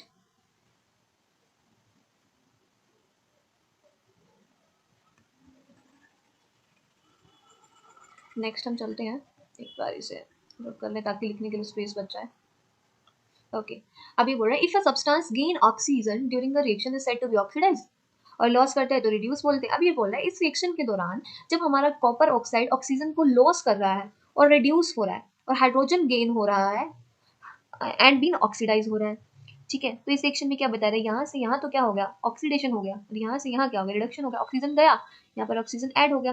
जिस रिएक्शन में एक सिंगल रिएक्शन में हमारा ऑक्सीडेशन भी हो रिडक्शन भी हो, उस रिएक्शन को हम क्या बोलते हैं, रेडॉक्स रिएक्शन। क्या बोलते हैं, रेडॉक्स रिएक्शन, ठीक है। यहाँ पर रेडॉक्स रिएक्शन के और एग्जांपल दी। अब यहाँ से यहाँ तो क्या हो रहा है, रिडक्शन हो रहा है, और यहाँ से यहाँ क्या हो रहा है, ऑक्सीडेशन हो रहा है, ठीक है। ऐसे ही अब नेक्स्ट रिएक्शन में आप खुद बताएंगे इस रिएक्शन में कि हमारा कौन सा ऑक्सीडाइज हो रहा है और कौन सा रिडक्शन हो रहा है किसका। तो ये हमारी रिडक्स रिएक्शन है, ऑक्सीडेशन है, ये रिडक्शन है, ये कमेंट सेक्शन में आप बताइए। Okay, have you observe the effect of oxidation reaction in everyday life? क्या, ओके, सो कोरोजन क्या होता है, जंग लगना, इसको हम क्या बोलते हैं, जनरली कोरोजन बोलते हैं। You must have observed that iron nails are shiny when new. जब आप आयरन नेल लाते हो तो स्टार्टिंग में क्या होता है, वो बहुत ज़्यादा शाइनी होता है, but get coated with reddish brown powder when left for some time. But जब उसको हम काफ़ी दिन के लिए ऐसे छोड़ देते हैं तो क्या हो जाता है, ये ब्राउन कलर में कन्वर्ट हो जाता है, रेडिश ब्राउन पाउडर इसके ऊपर आ जाता है। This process is commonly known as rusting of iron, मतलब लोहे पे रस्ट हो जाना, जंग लग जाना। Some other metal also get tarnished in this manner, और मेटल्स भी होते हैं, उनकी भी अलग अलग प्रॉपर्टी होती है जिससे वो क्या हो जाते हैं, रस्ट हो जाते हैं या फिर करोड हो जाते हैं, ठीक है। Have you notice the colour of coating form on copper and silver? आपने सिल्वर पर जनरली देखा होगा, कॉपर पे भी देखा होगा जंग लगता है। गोल्ड की इयररिंग्स, जब आप गर्ल्स जनरली क्या करती है, जब आप देखते हैं तो जब आप गोल्ड की इयररिंग्स पहनते हो तो उस पर ग्रीन कलर की ना लेयर आ जाती है कान के पीछे, तो वो क्या होता है, जंग ही लगता है गोल्ड पर, बट वो कौन से कलर का होता है, ग्रीन कलर का होता है। When metal is attacked by substance around is such as moisture, acid, etc. It's said to corrode and this process is called corrosion. जब हमारा मेटल है, उस मेटल पे हमारा क्या आता है, मॉइस्चर, एसिड, ये सब आ जाए तो वो क्या हो जाता है, कोरोड हो जाता है, और इसी प्रोसेस को हम क्या बोलते हैं, कोरोजन बोलते हैं। जब ब्लैक कोटिंग आ जाए सिल्वर पर, गोल्ड पर तो क्या आती है, ग्रीन, और सिल्वर पर क्या आती है, ब्लैक, और आयरन का तो हमें पता ही, हम देख सकते हैं ब्राउनिश आ जाती है, ठीक है। तो इन कोटिंग के आने के बाद हमारा क्या हो जाता है, चीज़ें क्या हो जाती हैं, हमारी कोरोड हो जाती हैं, और इसी प्रोसेस को हम क्या बोल देते हैं, कोरोजन, ठीक है। Corrosion causes damage to car bodies, corrosion की वजह से हमारी जो कार होती है वो बहुत ज़्यादा डैमेज हो जाती हैं, जो ब्रिज होते हैं हमारे वो भी डैमेज हो जाते हैं, आयरन की रेलिंग्स होती हैं, शिप होते हैं, जो कि शिप क्या होते हैं हमारे, किससे बने होते हैं, आयरन से बने होते हैं, और उसे तो मतलब वाटर के सरफेस पर ही तैरना होता है, तो जिसकी वजह से क्या होता है, ये बहुत ज़्यादा सीरियस प्रॉब्लम है। तो corrosion is a serious problem, every year an amount of money is spend to replace damage iron. तो हर साल क्या आते हैं, गवर्नमेंट बहुत ज़्यादा पैसे खर्च करती है ताकि जो ये चीज़ें हैं इनको क्या कर सकें, ये रेनोवेट कर सकें, हर साल इनमें मॉडिफिकेशंस कर सकें, ठीक है। तो आप कोरोजन को होने से बचा कैसे सकते हैं, जनरली हम घर पर क्या करते हैं, कूलर जब करोड होने लगता है तो हम उस पर क्या करते हैं, पेंट लगा देते हैं, पेंट लगाते हैं, ऑयलिंग कर सकते हैं, ग्रीसिंग कर सकते हैं, ठीक है। ये सारी हमारी क्या होती है, टेक्निक्स होती हैं, वाया ऑयलिंग, ग्रीसिंग, ये सब, इनसे क्या कर सकते हैं, हम कोरोजन से प्रिवेंट कर सकते हैं, बच सकते हैं। तो अब रेंसिडिटी क्या होता है, हैव यू एवर टेस्टेड और smelled fat will contain food metal left for long time?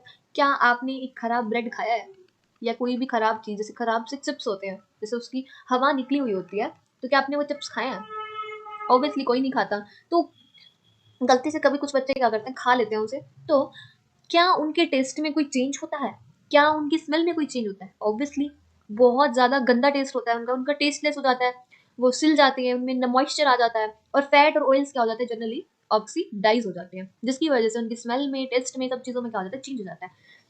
तो जब हम कोई चिप्स का पैकेट लेते हैं, सपोज हमने क्या ले लिया, लेस ले लिया, ये ब्लू लेस बन गया, जो कि मेरा फेवरेट है, तो ब्लू लेज आ गया ये, और अब हमने क्या करा, इसके अंदर ना जो हवा होती है वो कौन सी होती है, नाइट्रोजन गैस होती है। नाइट्रोजन गैस क्या होती है, अब इनर्ट होती है, मतलब ये अंदर वाले सब्सटेंस को आपस में रिएक्ट ही नहीं करने देती, जिसकी वजह से हमारा खाना क्या रहता है, सेफ रहता है, सेफ रहता है, ठीक है। Keeping food in air tight container help to slow down oxidation, और जो एयर टाइट कंटेनर होते हैं जो कि हम घरों में यूज़ करते हैं, air tight container, air tight डब्बियाँ, इनमें क्या होता है जो हमारा खाना है ऑक्सीडाइज नहीं हो पाता, यानी कि एटमॉस्फेयर सराउंडिंग से हमारा क्या है इसका कोई ताल्लुक नहीं रहता, जिसकी वजह से ही लॉन्ग टाइम तक हम इसे सेव करके रख सकते हैं। Do you know that chips manufacturer usually flush bags of chips with gas such as nitrogen to prevent chips from getting oxidized? तो ये ऑक्सीडाइज होने से बचाने के लिए हम इसमें कौन सी गैस फिल करते हैं, नाइट्रोजन गैस को फिल कर देते हैं, जिससे क्या होता है हमारा खाना खराब नहीं होता है। तो चैप्टर हो गया है कंप्लीट, और ये हमारा लास्ट इंटेक्स्ट क्वेश्चन रह गया, इसे हम अभी करेंगे। और एक्सरसाइज की इसकी एक नेक्स्ट वीडियो आएगी, तो उसमें हम क्या करेंगे, सभी चैप्टर्स की एक्सरसाइज एक साथ कर लेंगे केमिस्ट्री में। सो हमारा फर्स्ट क्वेश्चन ये है कि why does the colour of copper sulphate solution change when iron nail is dipped into it? तो जब हम आयरन नेल को डिप्ट करेंगे तो इसका कलर क्यों चेंज हो जाता है? क्यों? क्योंकि आयरन क्या है हमारा मोर रिएक्टिव है, किससे? कॉपर से। तो हमारा क्या होएगा, कॉपर सल्फेट का सॉल्यूशन चेंज हो जाएगा। और इसकी रिएक्शन क्या बनेगी, रिएक्शन के मार्क्स क्योंकि ज्यादा होते हैं तो रिएक्शन क्या बनेगी, Fe प्लस CuSO4। जब इसके साथ रिएक्ट करेगा तो क्या बनेगा हमारा FeSO4 प्लस Cu, ये हमारी इसकी रिएक्शन होगी। ये बोल रहा है give an example of double displacement reaction other than activity 1.10। Double displacement की रिएक्शन देनी है हमको, ठीक है। तो हम डबल डिस्प्लेसमेंट की तो बहुत सारी रिएक्शन दे सकते हैं, जैसे मैंने क्या ले लिया, AgNO3 प्लस NaCl। इसकी रिएक्शन करेंगे तो क्या बनेगा, AgCl प्लस NaNO3।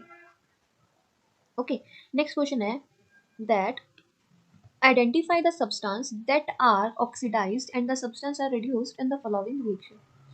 ओके, तो सोडियम के साथ ऑक्सीजन हमारा ऐड हो रहा है, तो ये हमारी क्या हो गई, ऑक्सीडेशन रिएक्शन, राइट।